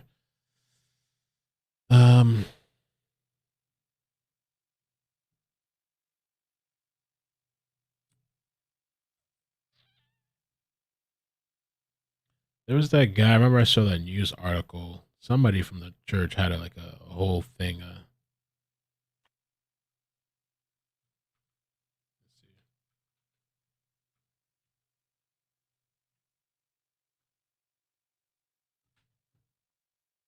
Christchurch. This is May. Yeah. Somebody in the chat said, "Are you smearing the church?" I mean, it's all online. Christchurch speaks out after former deacon charged with possession of. I mean, it's all over. It's all online. You can go look this stuff up. Okay. Next call, 520. Hello. People are upset. Keep religion out of this. Don't do it. 520. Hi, how you doing? Hey, man. I'm talking to Mel. I can't believe this. Who's this? I really don't have any... I just called in to kind of geek out. I really don't have any true thoughts. I guess if things to call out that I still find a little bit mysterious is the whole how gruesome it was, but the roommates didn't notice it until pretty late in the day afternoon. Mm-hmm. That still is kind of something's a little bit fuzzy there. And how come there's no eyes on the roommates themselves? Like, we haven't really gotten any information on how they've been ruled out. I know they're two women. I know they're in the same household. But there's truthfully no information on how they ruled out the roommates. Yeah, I guess those are my only thoughts. And you're doing a great job, man. Thank you. I appreciate that. Really entertaining. And to what you're saying, too, I think that's what the father's frustration was. Just to what you're saying, Kaylee's father, he was trying to say, like, we don't know their alibis, and he wants to know what their alibis was. And then at one point, the family had referenced, like, some people were ruled out. They feel people were ruled out too fast, So. Yeah, I can only imagine. Hey, Friday's call and the latter part of it, absolutely amazing show. Thank you, man. The multiple calls that you were getting. Friday. Eventually, the latter. Yeah, that was awesome. I think we might have to make that a thing. We might have to do like a Friday night call show or something, and we'll pick the topic or whatever. Everybody hangs out, and it seems like something about nighttime and Fridays. People are kind of, I don't know, on one kind of, So we might have to do that Friday nights. It was a full moon. It was a full moon too for lunacy. The praises come out. Oh, this is LO, by the way. I was making the Nancy Grace joke earlier on. Dude, she's hilarious also. Grace, I find her funny too, man. Podcast. People get really upset. I get really angry when I sometimes when I either do a podcast thing or I do a video on her. Some people get really angry about it. They're leaving me comments and stuff, but other people love it. And it seems like people, whether hate it or love it, people still watch her. And then even the video from the other day, some people in the chat were coming in and kind of criticizing me a bit, upset that, like, it's an old story. Like we can't talk about it or something. And then look at that video. It's almost at 200. That was a good one. Yeah, it's almost at 200,000. That's what I said. Like, you can't let people try to dictate to you what to do and what, if you feel that it can, and you always got to take a risk and chance. And so I've talked about this multiple times. I knew that this was like an interesting one. There's still a lot of people that haven't seen that video. So it's entertainment, man. Yeah, you're doing a good job. You're switching it up. It's good stuff. Yeah. Thank you. All right, man. Take care. Thank you so much. All right. Have a good day. Bye. He's a cool guy, man. At first I thought it might have been a troll. I thought it was somebody, but he was actually a really nice guy. I appreciate the call, man. 323. How you doing? Oh, hey, what's up? Hi, who's this? Yeah, I'm the person that called the last time, the light girl, whatever, from Miami, Florida. Oh, people were trying to, in the chat were trying to killing you because you kept saying light girl. No, it's because the last time I was so nervous. So, because I was caught off guard, I was like, what should I say? And I was just like, but whatever. I don't care. I don't care. No, you're good, man. You're good with me. Thank you for calling back. Miami. Yes.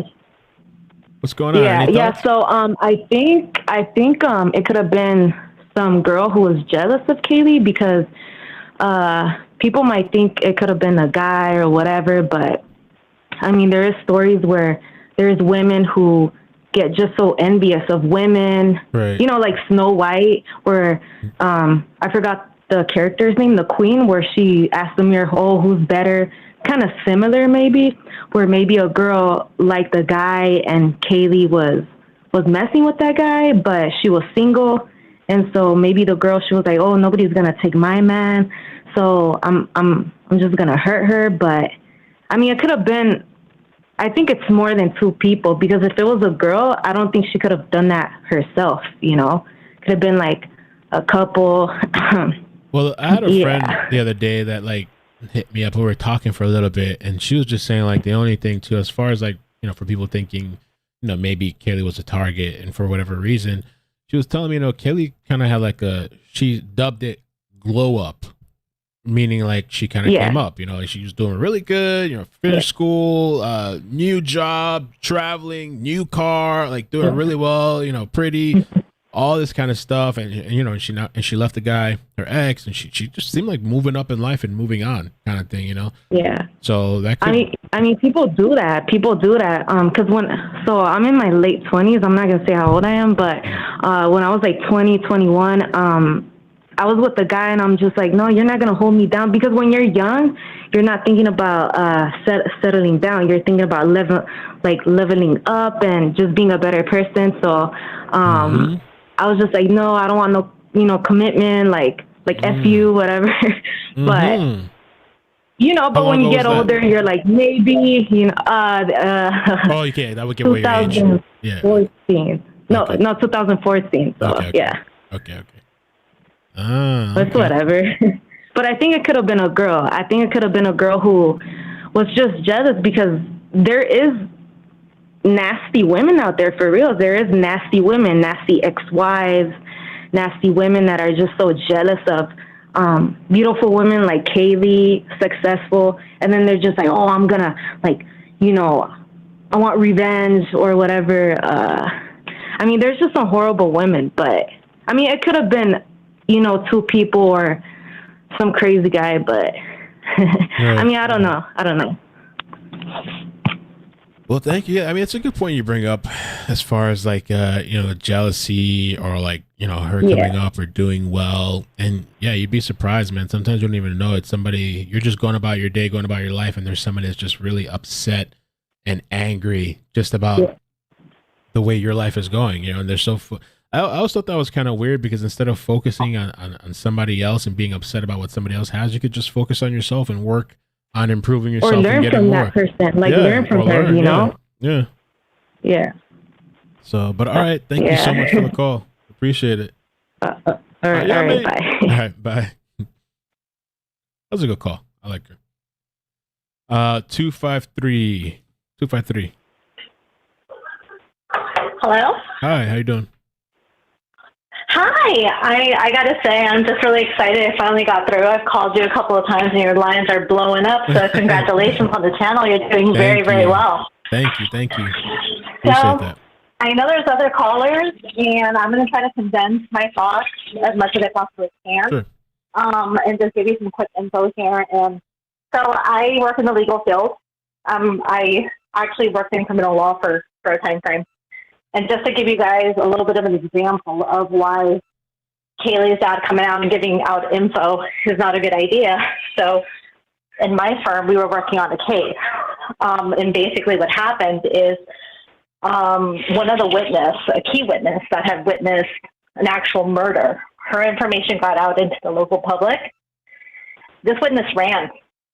So basically what happened is the person that was accused of this murder, what they basically have on him is circumstantial at this point.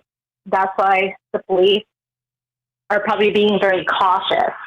And I understand where Kaylee's dad is coming from, but I've seen it, right? Like where a witness is like, hell no, my info is out there, my life's in danger now, I'm going to run. With that previous story, you're saying that the witness ran because they knew what was coming, because of what the information that was put out.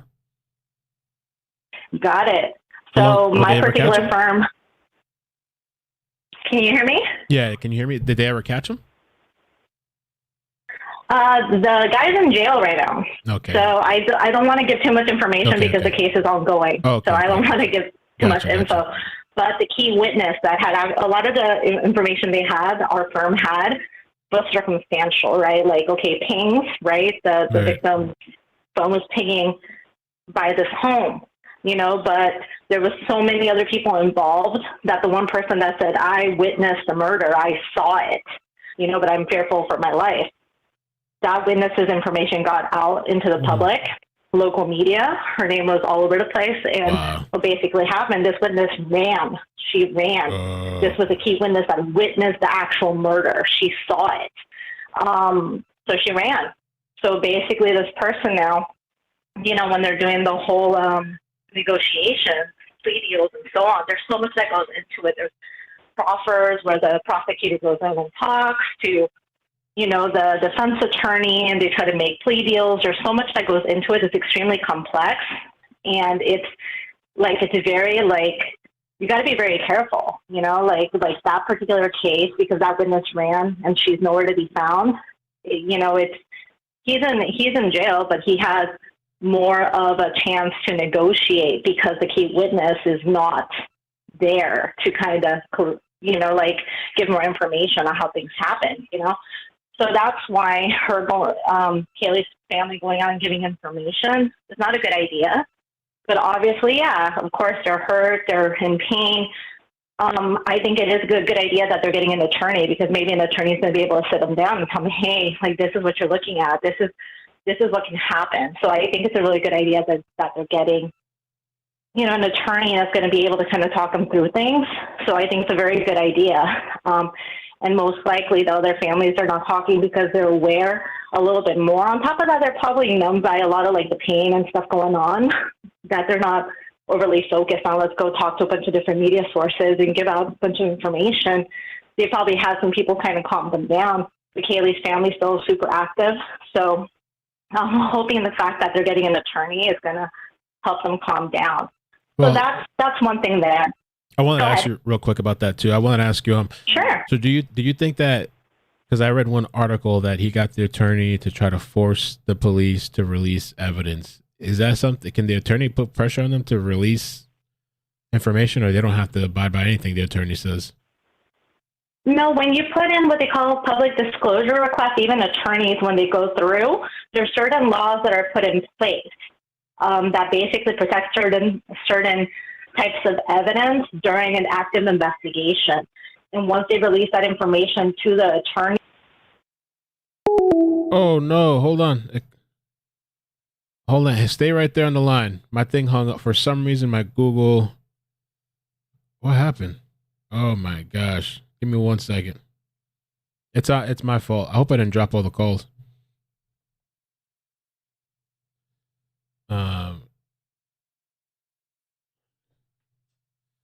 Give me 1 second. Sorry about that, guys. Oh, Lord Almighty. Lord Almighty.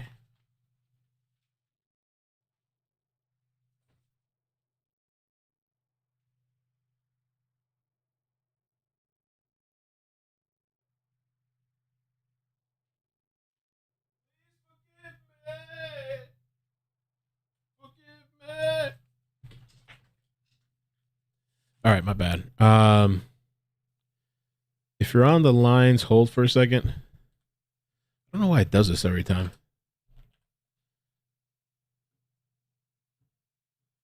Okay.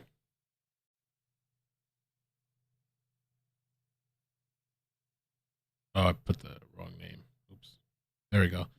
My bad. I don't know why it didn't charge my card, so it just cuts everybody off. Let me have to call back in. I lost all the callers. Oh, no, they're there. Okay, they're there. Let me just dial back in. Damn, that thing is a savage app. They just cut you off. They don't give you like a warning, like, hey, please, sir, or maybe next time. They just bloop, bloop. Give me 1 second. I'm dialing back in. Thank you for calling.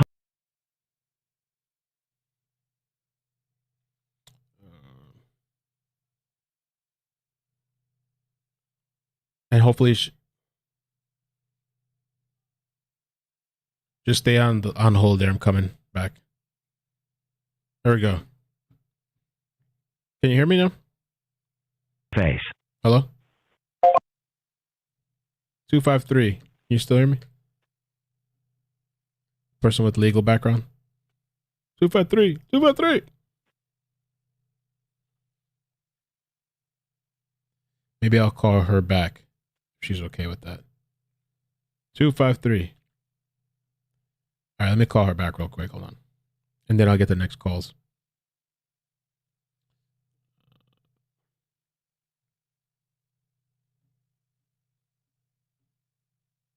Let's see.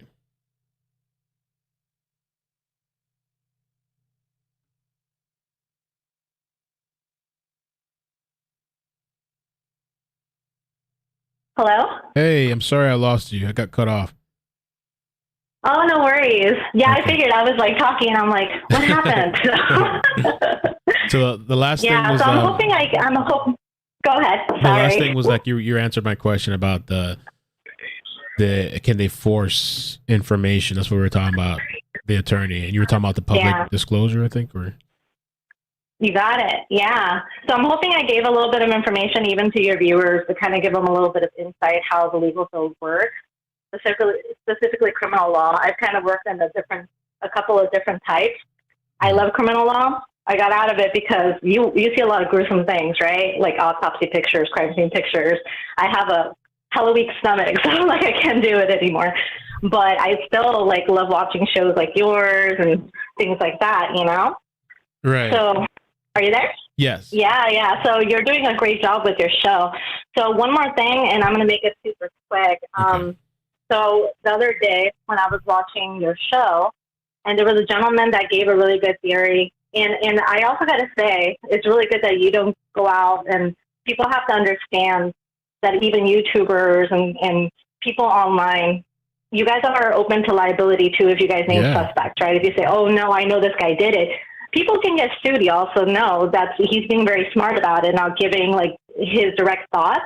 Yeah, everyone kind of suspects, has little theories here and there, but to verbally say it, you're opening yourself up for liability. So, you know, you're being a smart man about it versus a lot of other people are not. So, thank you. I appreciate so that. I definitely applaud you on that too. So the last thing I'm going to touch on is there was a theory that was placed out there. And again, I'm not saying this person is guilty. Obviously, we're going to let the police do their work. Everyone is innocent until proven guilty, at least in the United States. That's the way it works. So basically, there was a gentleman that called, gave an extremely good theory on Kaylee's ex-boyfriend. Extremely good. Actually, I was thinking about it. I'm like, you know, sweeping through, and I also worked in the cell phone industry for like a decade. So I kind of know a little bit how cell phones work. And me and my son had an active conversation about this. I was like, you know, like iPhones, and I don't know what type of phone you have, but Apple and Android, they have their do not disturb, they have their sleep mode. A lot of them are preset. So on iPhone, for example, let's say it's in sleep mode or do not disturb mode. Most of them are already preset to where it'll be silent, but the call will still go through. Like, let's say like Apple, for example, we were looking at my son's phone. Apple, a call will go through if a call is placed within 3 minutes of the call will still ring through, for example, which means the first call will not ring, but the second, third, fourth, fifth calls will ring, which means your phone will go off. It'll either vibrate or make noise. Most of the time, it will ring through. Same thing with Android. So when me and my son were talking about it, we were kind of discussing, we're like, okay, so like, let's say Jack, you know, and again, I'm not saying he did it, you know, like it's a situation where the investigation's ongoing. I have all the faith that Moscow and the FBI are doing everything they can to catch the person responsible for killing these 4 people. And to be honest, like even looking at pictures of Ethan, like literally like destroys me because that kid looks identical to my son who's 21. Like literally, like they look identical, and that creeps me the hell out. And I feel really sad when I hear his mom talk. Like all of their deaths are, but maybe because visually that kid looks so much like mine, like it really makes me sad. So I'm hoping to catch him. But basically, when me and my son were talking, we're like, okay, well, if this is true that he slept through all these calls, if the cops were active, and they're like, okay, well, you slept through all the calls, like let us look at your phone, or what are the settings on your device? Is it going to ring through, and so on? There's like little tiny things that a lot of people like don't actively think about. So I went ahead and messaged him. I'm like, hey, just FYI, like, you guys check the call settings on his sleep or whatever, sleep mode, or do not disturb, because there's little tiny things like that that can sometimes throw off a person's story, you know? So that was something that I thought was kind of like an interesting thing as well, because the caller that one day, his theory was extremely good. And I was like, yeah, like if someone calls you like 10 times and your phone's on sleep mode, if he has an Apple phone, most likely it will ring. If she's calling within a couple of minutes, it's going to ring through. Even on Android as well, like a lot of these phones, they're preset to just ring through unless the person physically manually goes in and changes those settings, the calls will ring through. So, I mean, you know, like obviously, I think all of us watching this are hoping to catch the killer, and we're hoping it's sooner than later. I wish them all the best of luck. And like I said, I think you're doing a great job. I don't want to take too much of your time, but I'm hoping. Just real quick, if I get you, because when it cut out, I didn't really get to hear much your explanation with the lawyer and public disclosure thing. Can you just repeat that? Yeah, of course. So when you work in a law field, paralegals and attorneys, they'll put in public disclosure requests.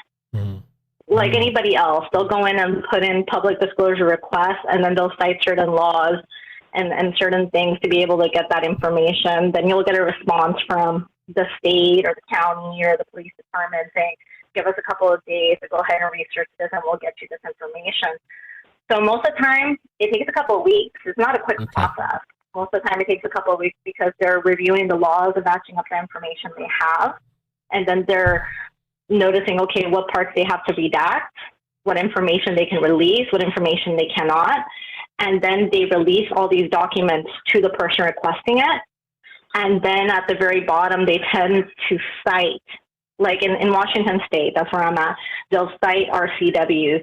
Like, okay, it's you know, Washington State law. They'll be like, okay, we were not able to release this information because it's protected by RCW and then a number, right? Okay. So that's usually the way public disclosure requests works. You can put in requests for things, but then the department that's in charge of those records, they'll reference back to different laws, and they'll redact information that they can release, redacted, or they'll go ahead and just tell you, I can't release that information because it's protected by law because of the investigation. Okay, awesome. Yeah. Thank you so much for that. I was curious about that. Oh, no problem. Right. Yeah, but I hope everyone has a wonderful day, and congratulations on your show and everything. Thank you so On your much. channel. All right, bye. Take care. Bye. I'm taking 717 next. I think I have 3 other callers after this. 717, how you doing? Where are you calling from? And thank you for holding. Oh, they hung up. No. Okay. If you want to call back, you can. I'll take you next. 231, how you doing? Hi, how are you doing? I love your show. Thank you. Appreciate the integrity you do it in. Now, something has been bothering me. You're welcome. Bothering me from the beginning. You know, like everybody else, you get all these spin theories. I was always wondering why they were trying to get a hold of the on-again, off-again boyfriend on both Kaylee's phone and Maddie's phone. And was there somebody interested in her ex-boyfriend and realized with the custody of the dog, Kaylee was going to always be there? Custody of the dog? Yeah, they shared custody of the dog. They did, yes. The ex-boyfriend right. and Kaylee. Right. So I wonder if there's someone in the picture that did not want Kaylee to be in his life. I don't know. Why were they calling from 2 different phones at that time? You know, so I'll give you one of my theories on that whole thing with the phone thing. A small part of it. The thing with the phone, I was wondering because Kaylee's sister Olivia had said that it wasn't uncommon for Kaylee to call somebody multiple times. And so I was thinking that night, I don't know the reason, I don't have a theory as to why she was calling so many times, but I was thinking maybe Kaylee was calling from her phone, and when he wasn't answering, then she went and used Maddie's phone to call him as well. That crossed my mind too. To see if he would answer from a different number calling. I mean, it could have been Maddie, but in my head I was thinking maybe it was Kaylee that called a bunch of times from her phone, and then she was like, you know what? Let me try using my friend's phone and call from that phone as well. See, or she asked her that's to. a red flag to me. That's a big red flag to me. Mm-hmm. Because who else would have been there that it would have bothered? Right. Him not picking it up. Mm-hmm. Just a thought. And I do want to thank you for your show. I appreciate it. I'm a new fan and going to be a long-time fan. Appreciate it. Thank you so much. All right. Have a nice day. You take Thank care. you for calling. You too. Bye. I was thinking that it could have been Maddie that called Jack, but in my head I was thinking, since this girl Kaylee already called so many times, she either asked Maddie to call, or maybe she just took her phone and she's like, you know what, I'm going to call this guy and see if he answers. I still don't know why all those times. Maybe she was tipsy, whatever. She was trying to get his attention.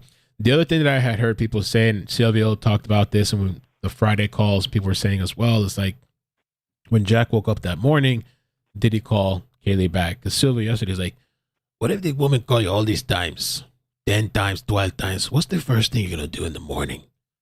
And I say, call back. And they go, so did Jack call back? I was like, I don't know. That's the interesting thing to be about. I don't know. 919, how you doing? Where you calling from? Hey, this is Jess, the Mystery Maven. How are you? Mystery Maven. Good. How you doing? Thank you for calling. Yeah, no problem. My car, I'm traveling right now, so I wanted to call in.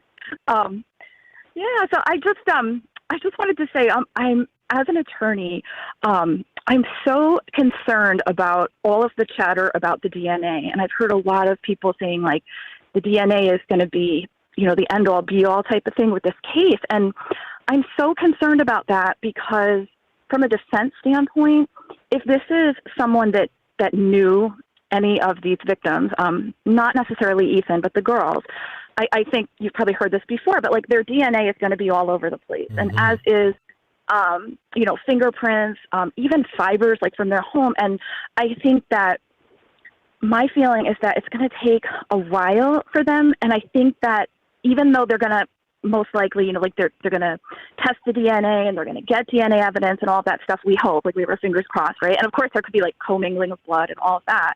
Right. But my thing is that if they don't have like a smoking gun type of thing, like with this DNA evidence, right? Like if they don't have like commingling of blood in the wounds, for example, like I think a defense attorney is just going to drive a bus through that because they're going to be like, listen, there's, anybody could have been the killer who was in that house then. You know what I mean? So I think that a lot of the issues with this case is it's not as simple as just let's get the DNA, because they think that there's a strong likelihood that if they don't have like the commingling, for example, of blood, that they're going to have to rely on other evidence, and they're going to have to get a lot of that. So I think that in many ways, digital evidence is probably going to be stronger in some ways than than DNA evidence, because it's harder to explain the presence of someone like with a digital footprint than it would be in this case. Like, and this is assuming, like I said, that the person has been in the house, the person is known to them, than it would be to prove that. So it's just really concerning as I hear all this stuff going on with this case. And I pray to God that,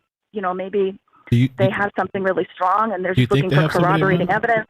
You think they have somebody in mind? I mean, honestly, at this point, I feel like my gut tells me that they probably have at least a person of interest. And of course, I could be way off base here, but I just feel like they must. And then when they release the information about the white car they're looking for, and like even the language they use in that, they're like, we want to talk to the occupant. They don't say driver or owner. They say occupant. Like, and I think that there's reasons for that. And so that makes me think that they have much more information than we're aware of because of that carefully chosen language, But I could be wrong. Like, it's really hard to say here. And I've heard you say, like, it's hard, like, you go back and forth. And I completely understand that because I've gone back and forth several times, too. Yeah, a bunch of times. And, and it changes every time new information comes out. And it's, I kind of like, I sometimes think, like, damn, like, maybe I'm hoping that they have way more than, I mean, they obviously have more than we do, but like, I'm hoping they have way more. I hope they actually have somebody, because it almost feels like, I sometimes think that maybe they don't have anybody, but then it comes back to like the other person that called. And if they do have somebody, they don't want that person really knowing who they have in mind. So Exactly. You know, and I mean, the strongest evidence would be like direct evidence in a case, which would be like an eyewitness who saw something or the murder weapon, and they said they don't have the murder weapon, you know, and it doesn't seem like they would have that. So that means they're going to have to rely on circumstantial evidence, and that's all about getting the best and the most that you can, especially like pre-arrest, because you don't want to prematurely arrest somebody, because as soon as you arrest somebody, especially in a case like where it's going to be relying, like, you know, it's taken this long, so they're probably going to be relying on a lot of circumstantial evidence that they collect. You know, a defense attorney is probably going to say, all right, I'm waiving, I want my speedy trial. They won't waive the right to a speedy trial, which means that the DA is going to have to move quickly, right? And if they're waiting on tests to come back, that's going to be a problem. So they probably want to wait, make sure they get all their evidence tested, all their ducks in a row, and then be sure, because it's not just one homicide, it's 4. And the last thing you want to do in such a high-profile case like this, you know, is to screw it up. And I'm very concerned about what I've seen. Like, now, I've only seen, you know, what is available to the public in terms of the footage of law enforcement going in and out of the crime scene and collecting evidence. And I'm so worried. The more people that I see that are going in and out of that house over the last couple of weeks, the more I'm like holding my breath, because usually, like, the more people you have going in and out of a scene, the more the likelihood is that a defense attorney is going to argue that somehow that scene was contaminated. Right? And I haven't seen everybody around there wearing Tyvek suits. I've only seen pictures of some people inside the house, but not all the people. And I just wonder, I mean, I pray to God that I'm wrong. Like, I really do. I hope that, you know, maybe I'm just being ridiculous by saying that, but it concerns me. You know, it definitely makes me nervous. Like, I don't want to see like a John Benet Ramsey situation happen where like a crime scene is so contaminated that, you know, there's going to be a problem with the case. So anyway, those are just my thoughts. I thought I'd share, but yeah, thank you. Real quick, to any thoughts on, I was asking the other person as well, like, you know, and I haven't seen Kaylee's father talking much anymore. He was talking a lot and speaking and, you know, defending and everything, but he's gotten kind of quiet now. And one of the last things that I read on an article, you know, he got an attorney, I think he got a PI, and that he was planning to try to force, you know, the police to release more information. The article said evidence, you know. And so I just, any thoughts on that? Can you do that, or how that process would work? I mean, first of all, I think it's helpful. I think it's very helpful for a family, you know, in such a case, and you could obviously see how frustrated and sad they are. I mean, it's completely reasonable and human to be like that. So I think that an attorney could help them and guide them through the process. I do some of that myself, and, you know, it's useful, but you can only do so much. You can't go in and demand them to release evidence. They're not going to do that. If the attorney has a working relationship with that police department, perhaps they might have some relationships that they can call upon that could maybe get maybe reassurances for the family, like that there is evidence, you know what I mean? Like to try to emotionally help them in some way. And then, of course, guide them through the process and to explain to them, you know, why it is that you don't want to release all the information to the public and, you know, what it is they're trying to do, because maybe they just don't understand the strategy. And you can't blame them, because once you're, you know, you're really, this is all foreign to somebody until they have a horrible thing happen in their lives, and then all of a sudden they're immersed in it, you know, so you really need somebody to help you, you know. I think that him being more quiet now is probably the result of an attorney being involved. That's my hunch. And that's the next thing I was going to ask you. There's some people in the chat were saying that maybe the attorney advised him to like to stop with certain things that's being released and saying certain things, maybe. Definitely. I mean, that would be, you know, your role as an attorney to do that, like to make sure that, you know, you're going to explain to them the dangers and the risks of doing that. And then perhaps, you know, if they have a working relationship with that police department, maybe there's some kind of information, like I said, that could give them some reassurances, but also help them to understand the value in not speaking, you know. And I can't speculate as to what that is, because we just don't know here with the facts so limited. But I definitely think that could be part of it. You know, I think that it was clear that they needed some kind of some help, some assistance, and I think that they probably got it at this point. So that's a good thing. Well, thank you so much, Mr. Maven. I appreciate you calling in and giving some of your insight. I have your channel up too. We put your link in there so people can check you out. Oh, thank you. That's nice. Yeah, and I just appreciate the love and the kindness, and thank you for your support. Absolutely. Yeah, you got it, and I will keep watching you. All right. Have a good afternoon. You too. Thank you. All right, take care. Bye. All right, bye-bye. All right, so we have 4 more callers. I suspended the lines because I feel like we should catch up, get these calls caught up, and then maybe we can call it after these calls, I think. Let's see, 561. How you doing? Where are you calling from?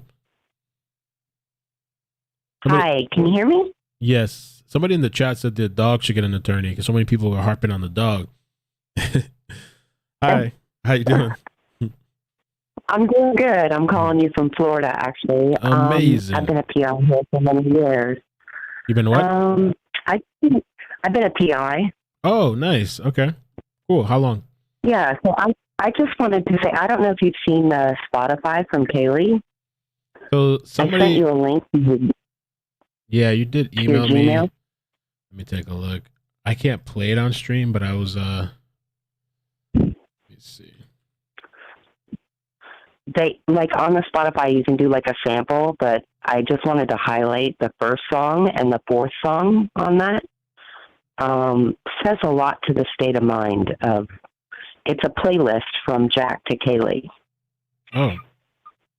Let's see if it loads up. There's several songs on there, but the first one and the fourth one. The fourth one's called Used To. And I just think it says a lot to that state of mind. You know, we express ourselves a lot through music. And very interesting. I mean, the fourth song talks about put on your best dress or put on your favorite dress because, girl, you're going to die tonight. Which, obviously, the song. So I see public playlist. Kaylee Goncalves, 10 public playlists. Am I supposed to pick one from Jack? The second one, it says from Jack, yep. Oh, okay. And you said the first, okay. Die Young. Yeah, the first one is Die Young, and the fourth one is Used To, and it talks These are from about putting on 2021. You're gonna die. These are from like 2021. This is a pretty long time ago. You could go down my playlist. You'll find all kinds of stuff. You would think I'm either depressed or happy or high or whatever, depending on. Yeah, it's a lot of that. And, you know, with their on-again, off-again relationship, I just thought it was rather interesting. Okay. All right. Thank you. Any other thoughts? You're welcome. No. Just my thoughts and prayers are going out to these families. All right. Thank you. Yeah, appreciate it. Okay. Take care. All right. Bye-bye. Bye. Yeah, the Spotify thing, a lot of people do that with multiple cases. Like they'll go and check it out. And I thought, wasn't there like a Brian Laundrie thing or something like that too? I don't know. But the thing is, these are, I mean, maybe you could look at this and like, oh, that's weird or ironic, I guess. Die Young. I don't even know that I know this song. I know Roddy Ricch I've heard of. But this song, Die Young, I don't think I've heard that song. And it's the number one. That is kind of weird, I guess, if you look. I mean, it was added January 12, 2021, but I guess it is ironic. That's the first one up top, Die Young. I don't know.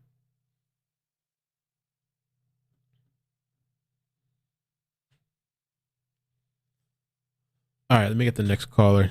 Oh, yeah, if you check my playlist, Lord of my. Woo. 330. Let me see. 330. Let me try to take it. 330. How you doing? Where you calling from? Hi, I'm calling from Ohio. Ohio. How you doing? Good. Congratulations on your show. It's great. Thank I just discovered it, so I'll be following.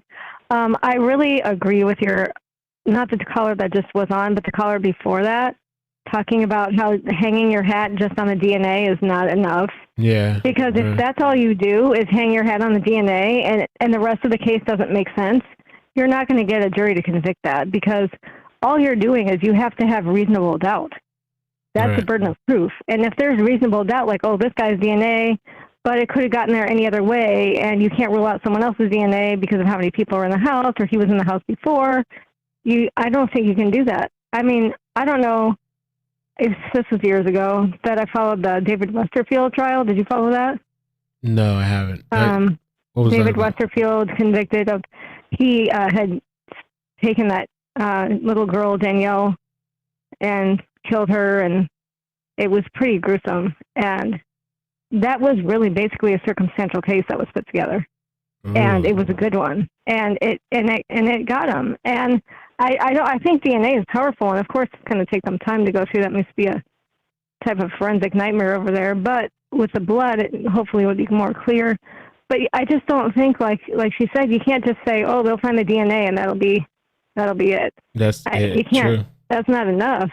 Mm-hmm. And I just think that you have to put somebody. You don't have to prove motive, like legally, but people want that. Like, if there's no motive, it just doesn't make sense. And I feel like, and with regard to Kaylee's father getting a lawyer, I really feel like he was at the point where he's like, I have rights. I know I have rights, but I don't know what they are. Nobody's telling me what my rights are.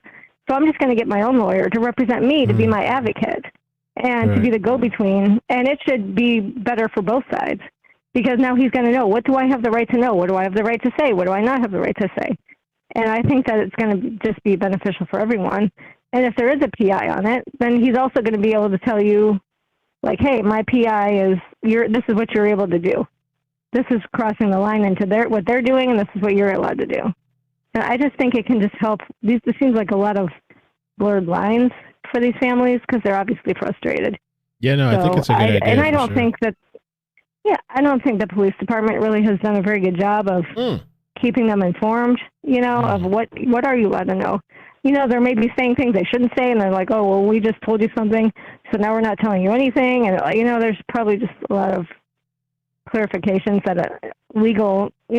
I think he also mentioned something about being kind of stonewalled by PR from the university, bureaucracy, getting involved. And like, no, you can't say this because that's going to affect our enrollment. Or, he mentioned that before, how they're kind of also in the mix. Right.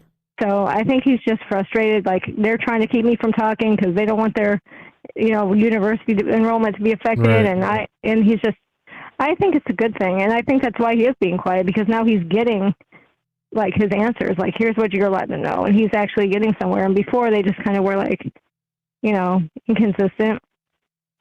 But I also feel like, I understand that doxing people is serious, and I think that's terrible. And that other guy who was making that whole thing up about the sound, that's crazy. But to me, if I was kind of looking at this from a broad spectrum, I would say they have a lot to explore. They have to explore serial killer. They have to explore random stalker weirdos, people in the community that might have had a beef with them about the noise they made, this kind of stuff. And then they also have to, they got to explore a lot of angles, and they should do all of them. But I'm just wondering why, or maybe they already are, I feel like Jake and Jack, the boyfriend and ex-boyfriend, I feel like they both knew Jack S. And Jake, they followed each other on IG, they knew each other. And I just wonder if Jack S. was at that bar and at the food truck saying, I'm making sure they're getting home early or safe. I don't think they asked him to do that. They didn't seem like they really were thrilled about him being there. They weren't like, oh, thanks. So I wonder if one of the boyfriends had said, hey, they're going out tonight.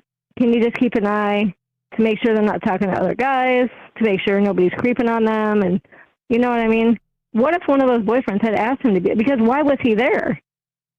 Like, why was he there? Just, there must have been a reason. He just randomly went out and said, hey, I'm in charge of these two girls. But who said to do that? I mean, I feel like somebody told him to do that. And I'm not saying that makes him guilty either, but I feel like that could even clear him. Because they could answer that question. Hey, my friend Jake said, right, keep an eye on my girlfriend. Hey, maybe, I don't know. It could clear him. But that might be part of the whole alibi thing, or that they're not releasing the different. Yeah. I don't know. But of course. And there could be communication on their cell phones, digital communication, texting, Snapchat. I don't know how these kids message all over the place between the boyfriends and Jackass. I think they should check if there was communication there, because that could put him in a bad place, or could actually clear him as to the nature of what happened. Because, and I'm not saying the boyfriends actually. You talking about white hoodie guy? Ordered this to be done. Or who? Cause, white hoodie guy. Because the police the have cleared him. boyfriends. Or at least for now, they say he's clear or whatever, according to the. But I feel like that's kind of a place where they miscommunicate, because when they say somebody's clear, I don't think that means what everybody thinks it means. I think they just mean we have no really solid reason why we think he did it at this time. You know what I mean? It's not so much that he's clear. It's not what they have. It's what they don't have. So, like, we have nothing to hold this guy on, so he's clear. But of course it's not, like, definitively permanent or anything like that. So, I mean, of course you have to explore all the weirdos in the area, like that guy who was beating his wife. Of course. I think that's just obviously what they're going to do. Right. But, I mean, it really does seem like it was somebody that knew them. And maybe it was a girlfriend of a guy who was getting too close to her, but if somebody was jealous, somebody else could have carried it out. Really don't think it was a girl, because I don't care what girl you are. I've seen girls that think that they're so strong, and any guy will just take them down in 2 seconds. So I think it's so unlikely, of course, but okay. I don't know. I just think they need to check more into the boyfriends. And everybody's got their eye on Jack, because he's an ex, obviously, and Kaylee's moving, and so there's obvious, like, motive, like he might be jealous she's leaving. But maybe Jake was not thrilled about Kaylee coming back, and since she wasn't supposed to be there, and maybe Maddie was like, "Hey, Jake, Maddie's here for the night. We're going to go out." And maybe he didn't expect that, and he was like, "Oh." Maybe he was just jealous that when those two were together, they attracted so much attention. Because he even said that in his speech about how Maddie was, like, really attracted everybody's attention, and he had to work really hard to get her to be. So, I mean, again, it doesn't make him a murderer, but I'm saying jealousies have layers, you know? Right. And it might not be directly the jealousy, but it might be, like, you know, like the 6 degrees of Kevin Bacon. It might be a layer of, like, the jealousy. And then maybe Jack S. was like, "Hey, you know, you're screwing over my friend, and he told me to watch you, and look at you. You're acting like a stupid drunk." You know what I mean? Right. And maybe he just went home, but these are all questions that can be answered. Did he get kicked out of his fraternity? That can be verified somehow. Is his alibi for real? Like, these questions can be answered, not by us, but, you know. I think police can too, but they're not going to give that information out, the alibi and what right, they and have, I don't think they should. Right, and I don't think they necessarily, of course. Wondering all day long. And I don't. Oh, right, yeah, because that's just going to give cause to more, maybe, you know, speculation that's not warranted. But I'm just saying, like, they can answer these questions. Right. So they should be able to check out his alibi and check out his communication, check out the boyfriend's alibis and their communication. So I hope they're doing all that. But I understand that Kaylee's father just was, he just thought, you know, I have rights. This is my daughter. How can they not tell me anything? And so maybe the lawyers come in and say, "Hey, look, this is how it is. This is what you're allowed to know, and this is why. And I'll make sure that you can know everything you can." And I think that's why he's been quiet, because he finally has somebody advocating for him. Well, thank you so much. For everybody. Yeah, appreciate the call. So, all right, thanks for taking my call. All right. Bye. Thank you. 847, 2 more calls. 847, how you doing? Where you calling from? Hey, Con from Seattle, and I apologize. It's slightly off topic, although you introduced it slightly earlier. I'm really interested to hear about your Switch and what you're liking better about iPhone. Just curious about that. Oh, all right. So, okay. So I've always been an Android person, and back in the day where I liked Android a lot was because all the customizations, and I used to root the phone, meaning that you'd get access to the system, and so you could customize a lot of things, change system settings and things like that. And so that's why I always liked it. But after a while, after a couple of years, I just got tired because I just don't have time to mess around and do that. But anyway, the reason why I like iPhone, there's a couple of things. The battery just seems way better, and the software just seems to utilize the battery better.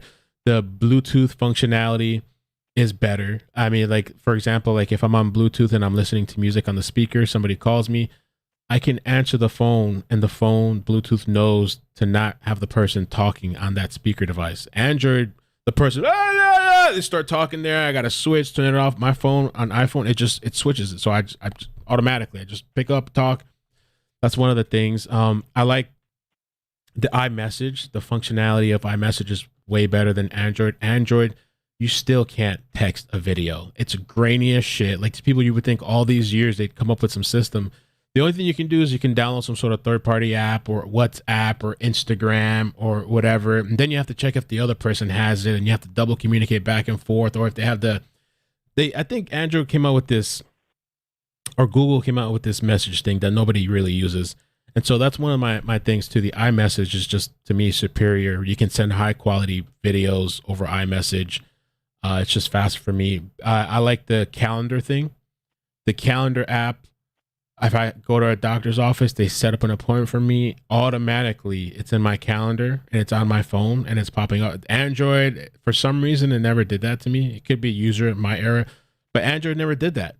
I can go to my doctor's office. I don't have to think twice about it. They put it in. That's it. It shows up on my phone. It's already there. I'm getting notifications. Or if I have any kind of business thing, it just pops up. There's like a large list of things. iCloud, to me, is better than Google Drive. Google Drive, you upload a video, you're sitting there for the other person waiting to download. It keeps telling them it's processing. It's processing. You got to wait. Server. iCloud, it's instant. Boom. There's like a long list that I'm surprised. I don't know, Google, whether or not, or the Android are not fixing some of these things. And that's kind of part of it. So for me. All right. Yeah. Thank you. I appreciate it. No problem, man. And I know there's people, there's been like a long argument for people back and forth. I used to be a long time Android person, but I just don't have time to play around, and mess around with all this stuff. I just need something, especially like for business stuff that functions better. Even the notes is better. The note section of iPhone, and it links up to all the devices. You can pull up my notes, and I mean, you can use OneNote on Windows too, but there's a lot of reasons why I like it better. So, well, one of the things I like better about it, and maybe iPhone has this now, but like, especially with your videos, especially like longer ones like this one, I can watch it in pop-up view while I'm doing other stuff. You can't do that on iPhone, can you? Have like YouTube playing in the background still? I think, I can, but that's because I have premium. And so okay. I don't know, without premium, I don't know if that would work or not. But you can have the small video window up like on the home screen. Oh, I know what you're talking about. I think you actually can do that now. You're talking about like the split screen thing? Yeah. Yeah, I feel like iPhone, they've copied a lot of Android stuff. And they've integrated into there. So like, I feel like Android has like integrated a lot of technology, or they've brought out a lot of the technology, and iPhone kind of goes along and just starts copying the stuff from Android. And I think usually like the cameras are better on Android too. Usually, I think, Yeah. Well, great. Well, I love your show, especially the thank you so much. Yeah. Coverage of chases. All right. Appreciate it, man. Catch you later. All right, Thank take you. care. No problem. Bye. Yeah, there's just I literally could go down a list of why I like it better. The reason I never did iPhone before, because I just thought it was like too simple and boring. Now I just need functionality and something that's speedy, fast, and helps me to be more productive, not help me waste time playing around with software and trying to get things to upload and download and all that stuff. 717, how you doing? Where are you calling from? Hi, I'm actually calling from Pennsylvania. I just found your show like 2 weeks ago, so thank you for your show. It's very informative all the time. So I just have a couple things, though. The first thing was just like something I found when I was looking through the police activity logs on the 13th. They actually had this like suspicious person circumstance one logged for 5:30 that day, where somebody went to a shelter looking for a dog, and they reported it as suspicious, which I don't know, it's just kind of weird, since I'm pretty sure they said they took Kaylee's dog to a shelter in the area as well. So I don't know if it's related or not, but the day of the murders you're talking about? Yeah, it was 5:30. So November 13th at 5:30 that night. Okay. And there was a suspicious, say it again, Yeah. Yeah, it's reported as a suspicious person or circumstance, and it was on, I don't know, like it doesn't have the name of the shelter, but it was the 2000 block of White Avenue, and they went to look for a dog that was supposed to have been dropped off, and for some reason, whoever was there felt like they needed to call the cops and report it. So that just seems weird to me. I don't know. I don't think I've seen that incident report, but I have seen a bunch of them coming up and popping up. I have a screenshot of it. I'll send it to you. Yeah, on, can you email it to me sometime? Yeah, hold on. I'll send it. Okay. I'll take a look at that. And then, all right, yeah, I sent it on Facebook Messenger. Facebook. And then actually I had something in there too. I don't know. It was something else I had found like a few days ago about like other murders in the area. But the more I thought about it, I don't know, everybody thinks it was like a boyfriend or whatever, but I'm kind of like reading more into like the Sigma Chi fraternity, like as a whole. Like if you just do research on it in general, like across the country, there's so many like strange reports and like weird suicides. Like there was one that they had in like 2007 or 2008 where they said this guy hung himself, but like his skull was actually bashed and cracked in the back of his head. So like there's just a lot of like weird stuff tied into the fraternity, and they have like all kinds of connections and like money and all kinds of stuff like that. So that's kind of the route that I'm thinking more so than like just a jealous boyfriend, because like I work in the medical field, and it's, I don't know, when you say like stabbing somebody to death, you really don't understand, like to stab somebody even just like the chest or the heart, like you have to get through like muscle, ribs, like the chest wall, like that's a lot. That takes a lot of effort and a lot of force and strength. So for one person to do that 4 times to 4 people, oh, it takes a lot like of effort. That's a lot. Energy, exertion. You're probably exhausted after doing that. Like it's a lot. Right. So, I mean, it's easy to say like, oh yeah, you like went in and like stabbed this person and that person and this person and then that person, and you left. But like for one person to do all of that, like they'd have to be very, very much in shape or very efficient with a knife, or they would have had to have like people with them, because I mean, otherwise it's just, I don't know, somebody couldn't do it by themselves without knowing what they were doing. Right. All right. Well, thank you so much. And I do see the incident thing. And so this is, it says here, report 1730. So it's 5:30 p.m., 2000 block. And it says request assistance locating dog that was dropped off at shelter. Officer responded, computer report. I wonder what happened, why they needed an officer for that. That's what I'm saying. Like I was just browsing through like the day before, the day after, the day of, and like that just really, because like somebody walks into a shelter looking for a dog, your first thought's not going to be like to call the cops unless you think something's very, very strange about it. So either maybe they were looking for like a specific dog, maybe, or just the way they were acting. I don't know. All right. Okay. Well, thank you so much for the call. Yeah, thank you. Thank you. Appreciate it. Yep, bye. That's some really great calls today. Let me ask you guys this in the chat. We'll talk a little bit about phones and then we'll get off. I like to talk about phones. I used to be a big time, like, I'm still into technology. I love technology. It's one of my things. I used to waste a lot of money buying cell phones all the time out of the contract because I just wanted the latest thing. HTC back in the day, I saw somebody mention that in the chat. HTC was dope. I don't think they're doing anything now. I don't know what happened. I mean, I don't think they're doing phones like they used to. Nobody really, does anybody really buy HTC phones anymore? Back in the day, HTC was killing it. And I just love their design. So like, I feel like, so I love iPhone now, but I still feel like, yeah, Android devices, they're like the innovators. And also Android devices, I saw somebody, I think it was Adrian, said that it's for people that are tech savvy. I used to have this one back in the day, this HTC. And I remember, yeah, this thing had 2 speakers, top and bottom. This phone actually sounded really nice. I really like their display here too. I don't know whatever happened to HTC. HTC One. I might still have that phone cracked and broken somewhere. They also have the OnePlus One phone. Let me ask the question here. HTC was really nice, man, and I really like. That's a company that I would support, pay money or whatever, and support them versus the other bigger ones. Start poll.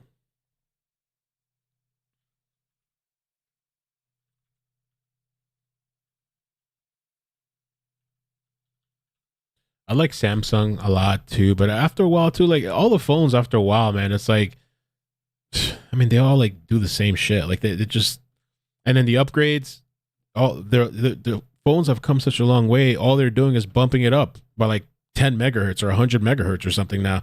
All it is, you got to be careful how you spend your money. Sometimes it's not worth getting the next year's upgrade. Sometimes all it is just a little small camera upgrade, 10 megapixels more or some shit, you know?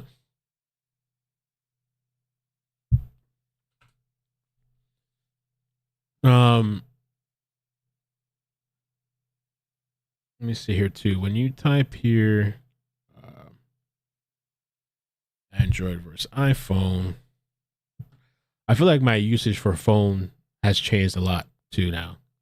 You know, so I need like stability and like fluidity.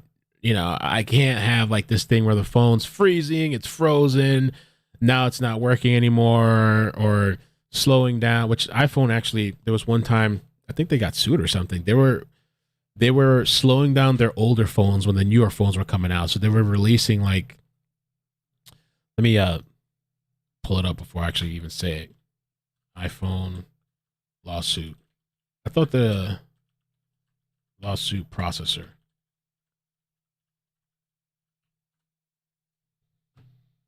Yeah, look. These people were slowing down their phones following an initial outcry over slow iPhones. Apple apologized and lowered the price. Let me see what it was.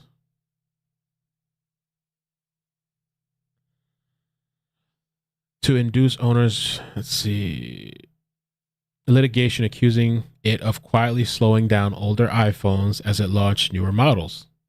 So that, you know, that's some dirty shit to do. They want you to buy the new one, so they slow it down allegedly, and you know, stuff like that. To me, I feel like, I don't know, the iPhone, my iPhone runs snappier than the Android. I had the S22, I think, or one of those phones. I still have it actually somewhere. That thing's like a fucking weight, a paperweight somewhere around here. That's Maddie's phone now. She doesn't even use it 'cause she has the Amazon Fire thing. But if anything happens to her tablet, I have that as a backup for her if she needs to use it to play a game or something. This is from Android Authority. Generally, though, iOS devices are faster and smoother than most Android phones at comparable prices. For example, iPhone 14 can perform nearly as well as the highest end iPhone. Okay. I think Android just has a bunch of customizations. You have less restrictions on apps, you know. The simplicity thing to me doesn't matter much, but like my mother uses iPhone. You know, she's not a technology person. Let's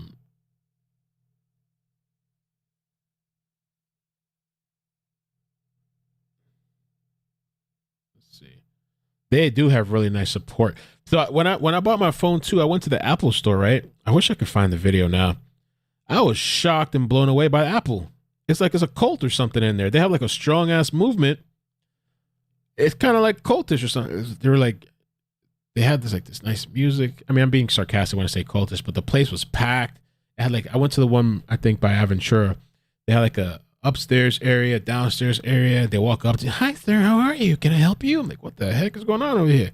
It's customer service. The iPhones do have a higher resale value as well than Android. I don't know. I got tired of just having these Android devices for so long. So, I mean, I had HTC. I had BlackBerry back in the day. BlackBerry was kind of dope back in the day. I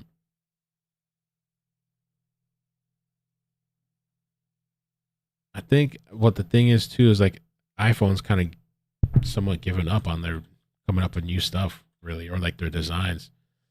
Let me see. Best Android. What's the best Android phone right now? 2022. Best Android phone.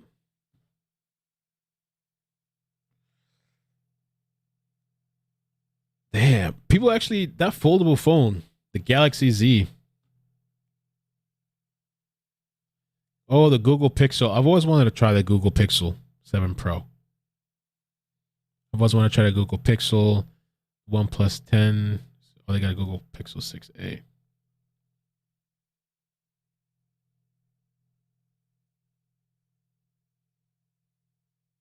Should they all look the same now? Yeah, this one got like 6 things back here. What is that?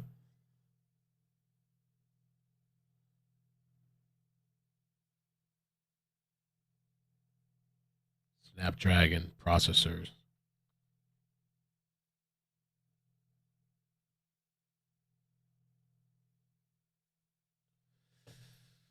Oh, you got the 823? It's dead heat on the iPhones. On the phones, dead heat on the phones. You want to get iPhone, period? Android were literally designed to collect all your data. Honestly, man, like, oh, let's see who won the thing. Wow, it's 50-50. You guys would. That's my chat right there. iPhone 50%, Android 50%. You guys would. You guys would. We're known for like getting close to 50-50. Amazing. I love that. Howie. Somebody said F Apple. Oh yeah, as far as privacy, listen, everything is taking your privacy, man. I don't even know you can get out of it. Whether it's iPhone or Android, or whether it's the app that you download or Android on iPhone, or whether it's the Facebook thing that you use that every other day these people are having privacy leaks, data breaches, whatever they want to call it. Whether it's the website that offered you $5 and then you put in your address and your email and your name and all this shit and your phone number, you know, something's gonna get you.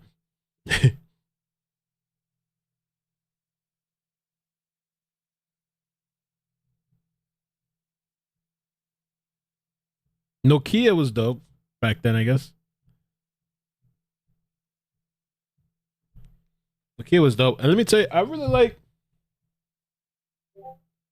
So I got an iMac recently. So this is my this Windows laptop is really strong. This is like a really powerful one.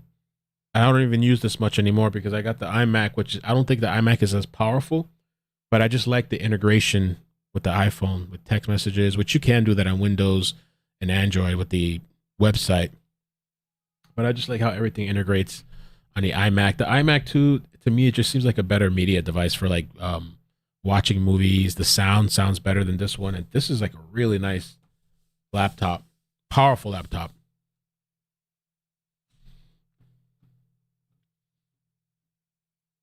Playing Snake on Nokia. Oh, Snake! Wow, man, that takes me back. Snake. Let me see something. I remember I took a picture one time. Phones. Photos. Oh, Lord.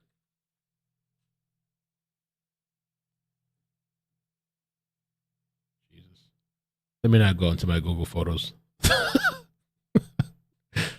A landmine in there.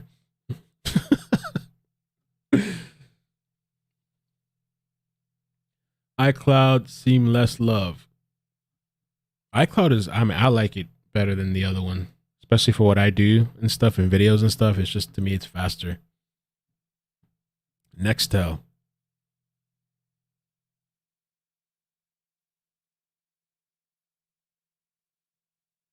So which phone companies do you like too? What phone provider? I used to have, I think I've had all of them. I think the best one I ever had was Verizon, but it's just too expensive. Verizon was the best one I had. Metro PCS is actually not bad. I think T-Mobile bought them out. Metro PCS, I think, is underrated. Actually, over here in South Florida, anyway, has really good service. I think it's even better or comparable to AT&T. You have AT&T now. And the reason I got AT&T is just because I have the fiber optic, and I save money by having the phone with them. So T-Mobile's come a long way. They're not bad. The best service I ever had, I think, is Verizon, because when I used to work in a hospital, I could be on any floor and I'd be the only person with signal. Verizon's just expensive, though.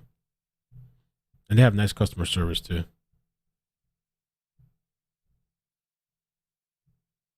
Yeah, Verizon expensive, right? Verizon is the best, but T-Mobile is the best bang for your buck, yeah.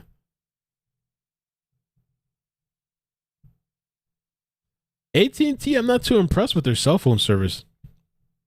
It's all right, but my calls still drop pretty.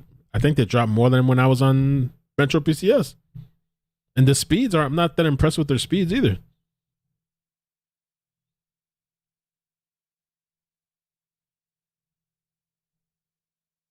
You haven't lived if you didn't have a BlackBerry. Yeah, those were really dope back then. I like the BlackBerry. I wonder, do they still make phones? Like, do they have any current phones, BlackBerry? Nobody really buys that stuff. But let me see. BlackBerry. What's the latest phone that they got?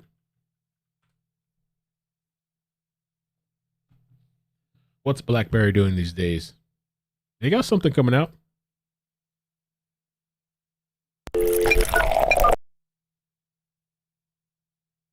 Let's see. Damn, even on the website. Contrary to popular belief, we're not dead. Shit. We're still around. BlackBerry Vienna 5G. Oh, snap.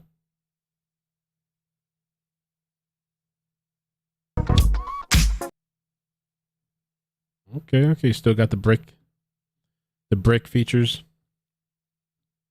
But they got 3 cameras now.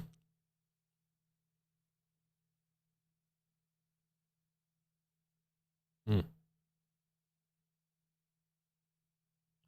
looks interesting. I don't know why they're still rocking full keyboards, though. I guess people would probably like that, the full keyboard thing, but I don't know. And they're still coming out with Blackberries, man. You guys knew that?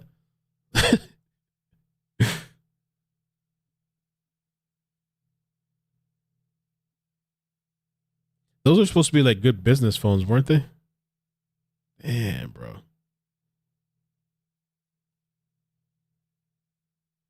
My first cell company was Comcast.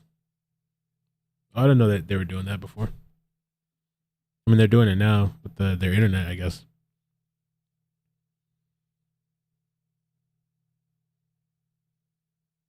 Kind of like a design seems a little weird. Because you really don't even need these. I mean,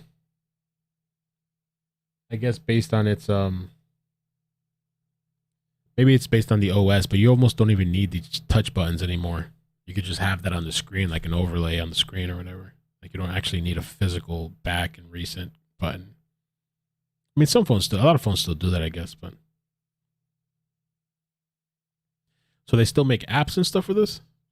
Damn.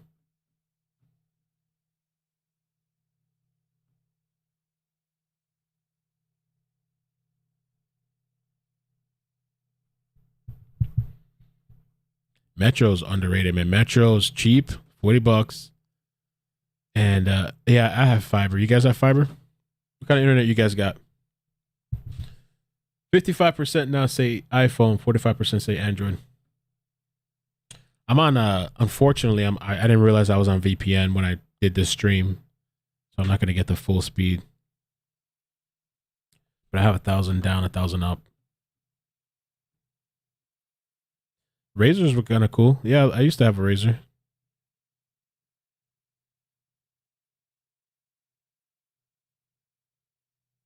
Fiber's the best, man. I'm so glad I finally got that. Best way to go, man. And you pay the same or cheaper than Comcast. Comcast is a rip off, man. There's such a rip off. And shitty service, at least here in South Florida, very shitty. Some other places I hear it's good. Florida, it's problematic. I'll never go back if I don't have to.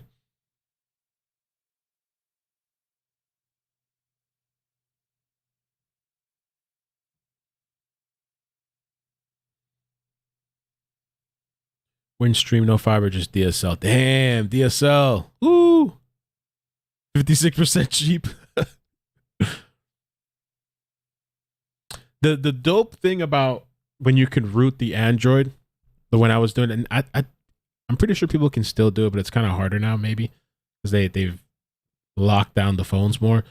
But like, you can turn off certain things. Like, for example, like, you know how certain softwares, an app you have, it won't let you take a screenshot. Like, for example, I'm trying to think of an app that doesn't let you take a screenshot. I know like the Credit Karma Report app, I think doesn't let you take a screenshot. I think certain security apps, maybe like Telegram or like something else like Snapchat. Snapchat, you can take screenshots. There's certain apps that restrict you from doing that. You can bypass that screenshot thing by changing the settings. You can turn off certain things that track your device location. You can turn that off when you root the phone. You have like full control of the phone when you do that. 3 hours on hold with Comcast. You don't know how many times I've ranted and raved about Comcast. I can't stand them. Cannot stand that company. Horrible, horrible, horrible service and everything that I've experienced with them. Just trashy for years, man.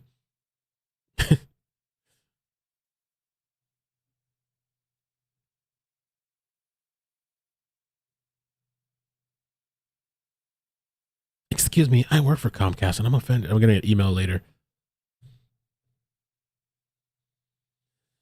Let's see. Lunchman, Mel, we should be talking household security measures to prevent things like that happen in Idaho. Little time and money goes a long way. That's true. That might be a good topic to talk about sometime. I always say, like, one of my opinions, I've always said that people should have like a security system, at least an alarm, as like one of the basic measures. Because it's just one of those things that, like, you know, even if you have a gun, even if you have a knife, even if you have a bat, if somebody gets the drop on you, somebody sneaks in and they do whatever to you, you're dead anyway. It doesn't matter if you have a gun or whatever. I always have said, it's been my feeling that you should have some sort of alarm system. Even if you don't get cameras, like, it's good to get cameras if you can, but an alarm system. Somebody said dogs too. What are some of the things you guys think in the chat? Alarm system, at least. Gun, knife, bat, ring doorbell because or a camera outside, because at least, you know, when you're not home, you can kind of tell who's snooping around, who's coming back every day at this time for some reason to your door, you know. Daily Mail posted a new article alleging border agents are now involved in looking for the Idaho murders. Really? Thank you, I've got words. Thank you for the super chat. Lock your doors. You know, yeah, that's one of the things too. Lock your doors. Not only would I lock the outside door, but I'd lock the door to my bedroom. I'm paranoid like that. Lock the door to my bedroom when I go to sleep. I used to do that. I don't really do that now, but I used to do that. Somebody said dogs. I got an alarm system and 3 guns. Damn. Let me see if I can find that article. Yeah, I definitely think like security system is just really, really important. Having some sort of weapon in the house, cameras if you can.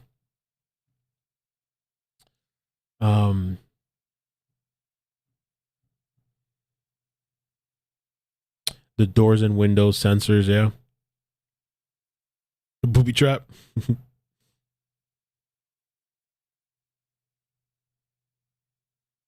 You know what's something that, honestly, that I've been doing that's really bad?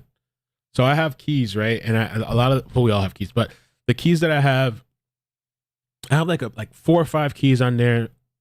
The 5 of them or the 4 of them I don't even use. It's like for, I think, my mother's place, and then like I have some other ones that are old keys. And there's one that I just need to get into this place. I need to either take off the other keys or mark that one, because a lot of times I'll come home and I'm standing at the door and I'm trying to like fiddle around and stuff, trying to open the door, trying to find which key.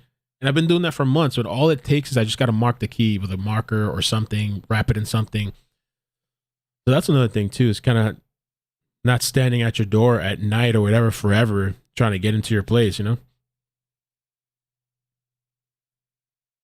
Leave your ADT sign up. Can someone explain frats/sororities and what they really do? Besides, we see what we see in the media. Shit, I couldn't tell you.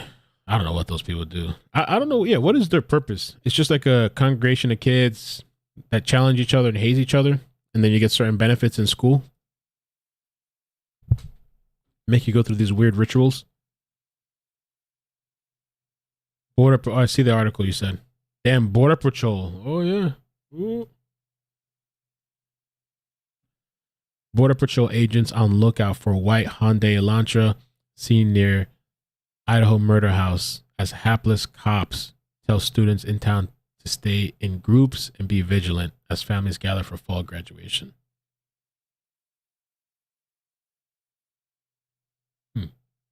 Agents at the U.S.-Canada border are keeping a watch for the vehicle seen at the scene of the Idaho roommate massacre last month. It's just been a month now, though.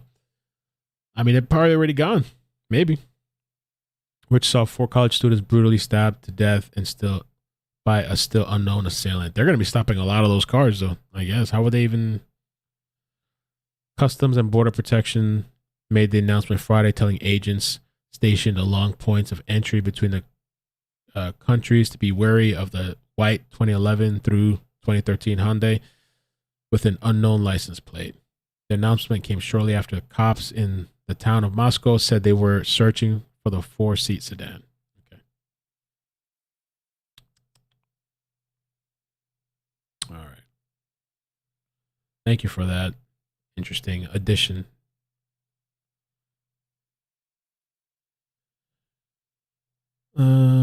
Which has already cost the state a reported $1 million in funds. Wow. A lot. I know, right? It's kind of frats/sororities are just networking orgs, or maybe even to say groups, orgs. It says run with scissors. FSA, what they do nothing. They have children believe that they're more important than others. I was looking at the ritual stuff. It was kind of weird shit, man. I mean, my friend was telling me they don't do all that stuff anymore now, but there was like some weird stuff that I found online. And I'm like, damn, why would I want to be in that? So, I don't know. Thank you, BL, for sending that link to me too, BL.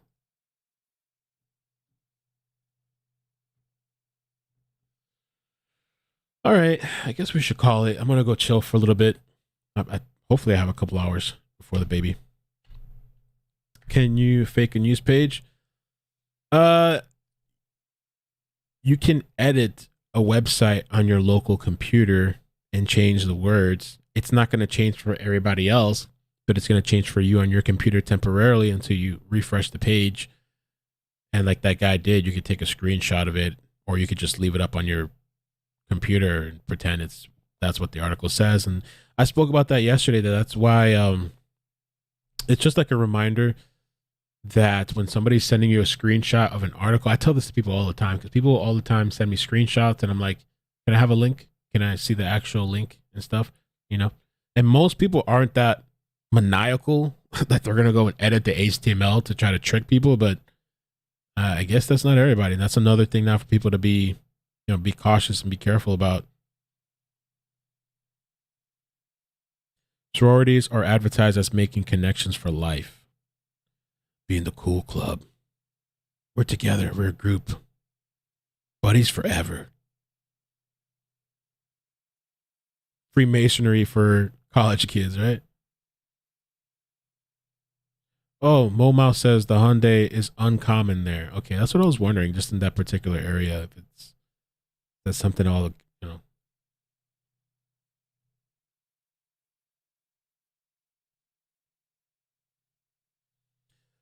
Northern Ireland, amazing. Thank you, Wendy. Who has time to edit a news article? Yeah, I was just kind of bewildered by that, because you could just cover this story and you don't have to do anything crazy. And there's people are going to want to talk about it. They want to know information. Like, You don't have to, especially having a following already. Like, why do that? You know? I don't know. Do you still have your pharmacist uniform you should wear? No. I was a pharmacy tech, but no, I used to have a lab coat at one of the pharmacies, and then I used to wear scrubs, hospital scrubs, most of the time.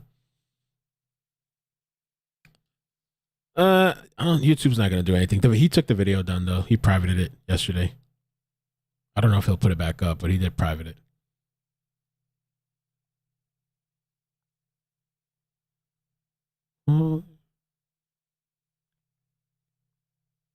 It's private. Somebody sent me a screenshot yesterday. It was first unlisted, and then he privated it. So, and I think he's probably just gonna go on with his day. I don't think it's gonna be, because the last time they called him out for the Brian Laundrie stuff, I think he just kind of like ignored it and just went on. And the other thing too is there was video, Rabbit showed it on her channel, that when somebody asked him about faking the boat video stuff, he just laughed it off. So yeah, he doesn't care. The people like that don't care. The point of it is just to kind of like try to make people aware of what's going on, to avoid it and not take that person as a credible news source or anything credible, really. You know?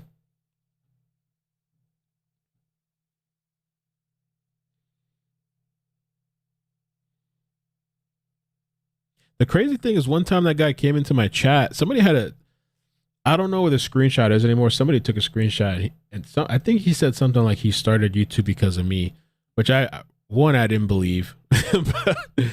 but two, I was like, oh, okay. All right.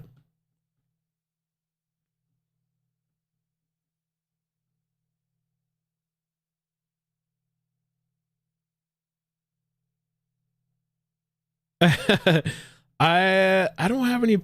I don't know if I have any pictures. I have probably my Google Photos somewhere. I used to have it on my. I used to like wearing scrubs, especially the green ones. Actually, I think I look pretty good in it. I like to wear the green ones or like the black ones. I have them on my Instagram, on my personal Instagram, from like, it's been a couple of years.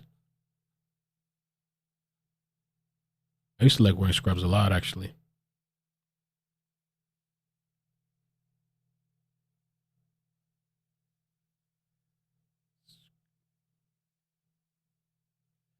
I wonder if I have one. There was one that I had from, it was a while back, Father's Day or something. I was working. I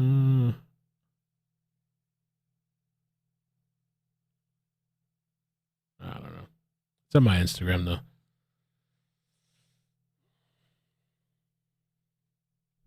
Yeah, they're super comfortable. Oh, purple scrubs. I never thought about that. That'd probably look good. I used to wear black and green, sometimes gray.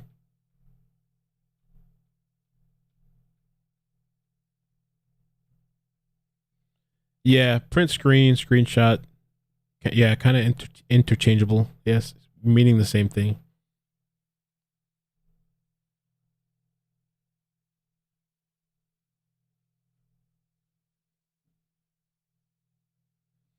All right, I guess I'm gonna head out of here, man. Thank you guys so much again. If there's a chase tonight, I'll come back. The chase last night, I unlisted it because I was kind of like, I don't know, because I don't know if it was. I'm gonna put it on the. I am gonna add it to the chase playlist if people want to watch it. I unlisted it because I was kind of like, it wasn't really fully. I mean, it was a chase. It was a chase, but maybe not the kind that I wanted. And then there was like a somewhat of a crash. And so I was kind of like, but apparently nobody got hurt. So I was like, I don't know if I'm going to leave it in. Oh, it's actually public. I thought I unlisted it. Oh, I didn't unlist it. No wonder it's still getting views. I was like, okay.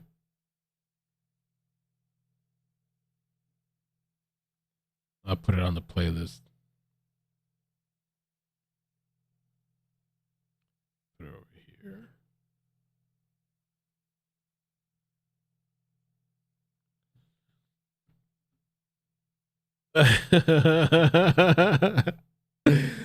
Oh my God, killing me. Oh, let me tell you, the latest thing that I'm doing, I'm trying to get my ass back in shape. So this whole last week I've been hitting the gym. I had, for the I have to make a supplement list because some people are asking me like they want to know the supplements that I take. I'm gonna make one soon, eventually, hopefully. But I had some bone broth today. Bone broth is kind of iffy though because the only problem with bone broth is that when I've read up about it in research, people talk about lead, it containing lead. Bone broth, I don't know if it, but people love it. People. There is some amounts of lead in there. So I have it every once in a while. I don't have it every day. There's people that have it every day. I had bone broth this morning because I just thought it was a nice balance since I drank a little bit Friday night and then I drank a little bit last night. And so I figured to start the week and get fresh. Bone broth is really good. Bone broth, you add some stuff to there too. You shouldn't just have it plain. You can have, I put some onions there. I cut a couple pieces of onions. I put some cilantro in there. I put a little bit of cayenne in there. Collagen is amazing too. I've been having collagen too. I'm back on protein. Cokes. I'm back on my protein stuff. So yesterday I did my protein smoothie. Last night, protein, collagen, which is amazing. And bone broth has collagen too. It's true. Some fruits and stuff, and lemon. I put a half a lemon, a whole lemon with the skin and everything in there.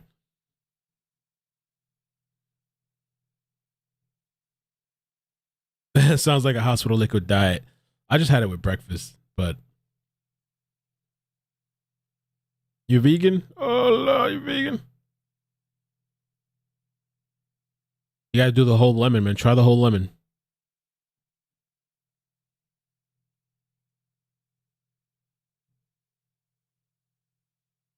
And the only salt I mess with is the Himalayan salt.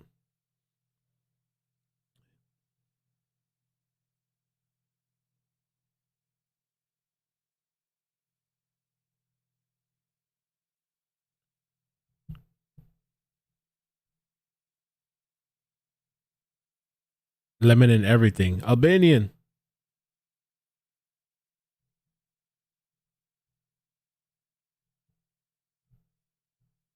Bone broth after drinking is psychology. It's called undoing.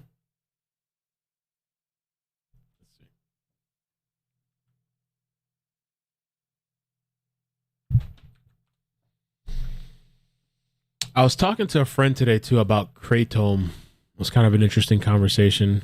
We're laughing about it. Kratom's an interesting one, but that one you have to like be careful and you really have to do your research on it.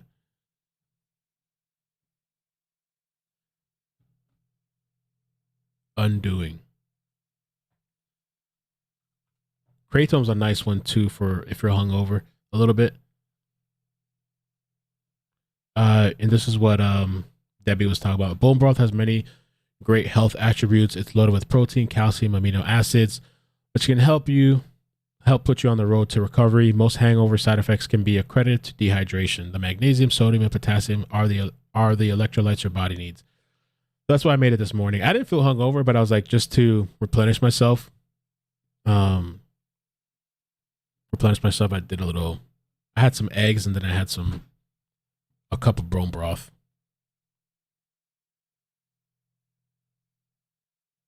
Some people get hooked on it. I've never gotten hooked on it, but some people, I guess some people have.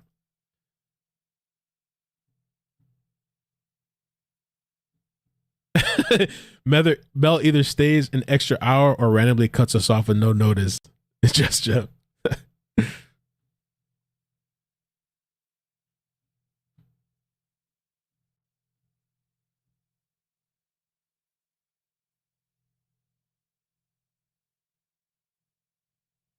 Been this way 35 years.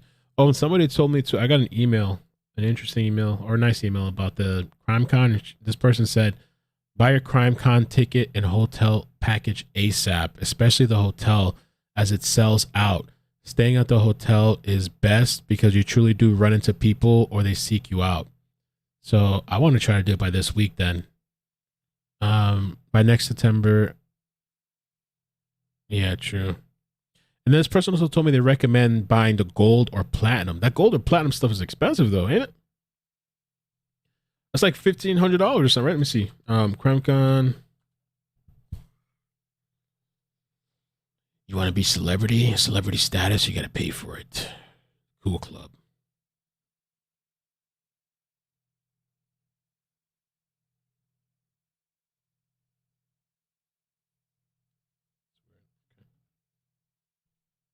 Gold or platinum? What do you get? Gold VIP lounge access, VIP event check-in, priority ballroom seating, VIP cocktail hour and dinner, VIP only programming.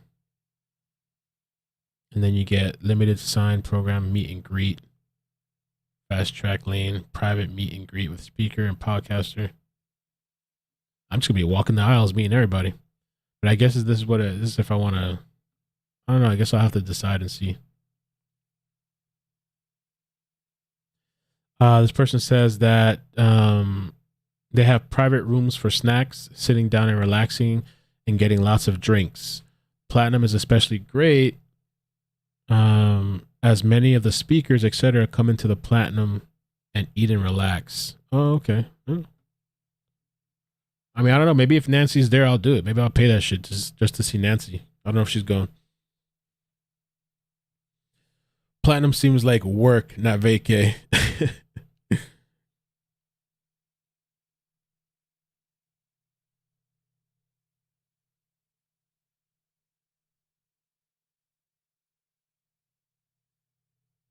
If you advertise for discounted tickets, you'll get a discount.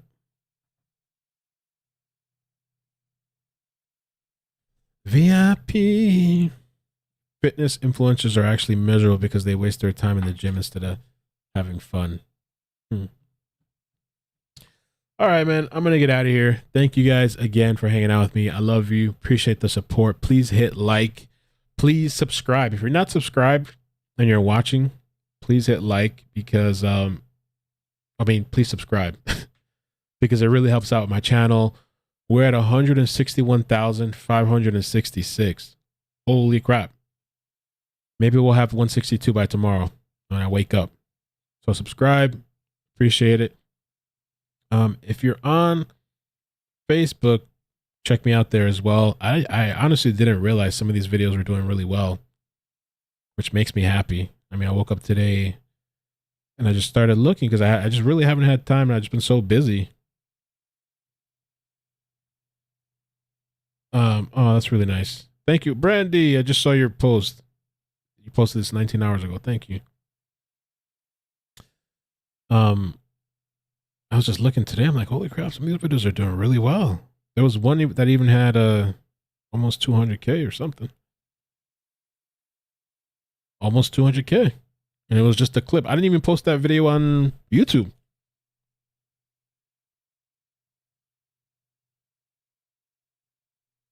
Wow.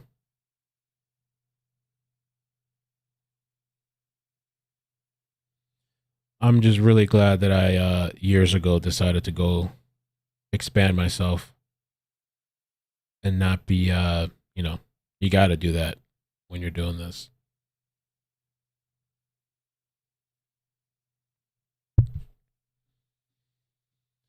All right, love you guys. Peace. Bye. Bloop, bloop, bloop. Bah. That was really nice. I saw Jill Rancid too. I don't know what her deal. Where we go talking again, right? Rylan Nix, I hope you're doing well. I hope you and your kid are doing amazing. Thank you for your support. She shouted me out. Yeah, I don't know if she's an actor or if she's just going through stuff in life. I don't know what the deal is with that video, and I saw another video, but yeah, I appreciate that. So, but yeah, I'm out of here. Love you guys. Bye.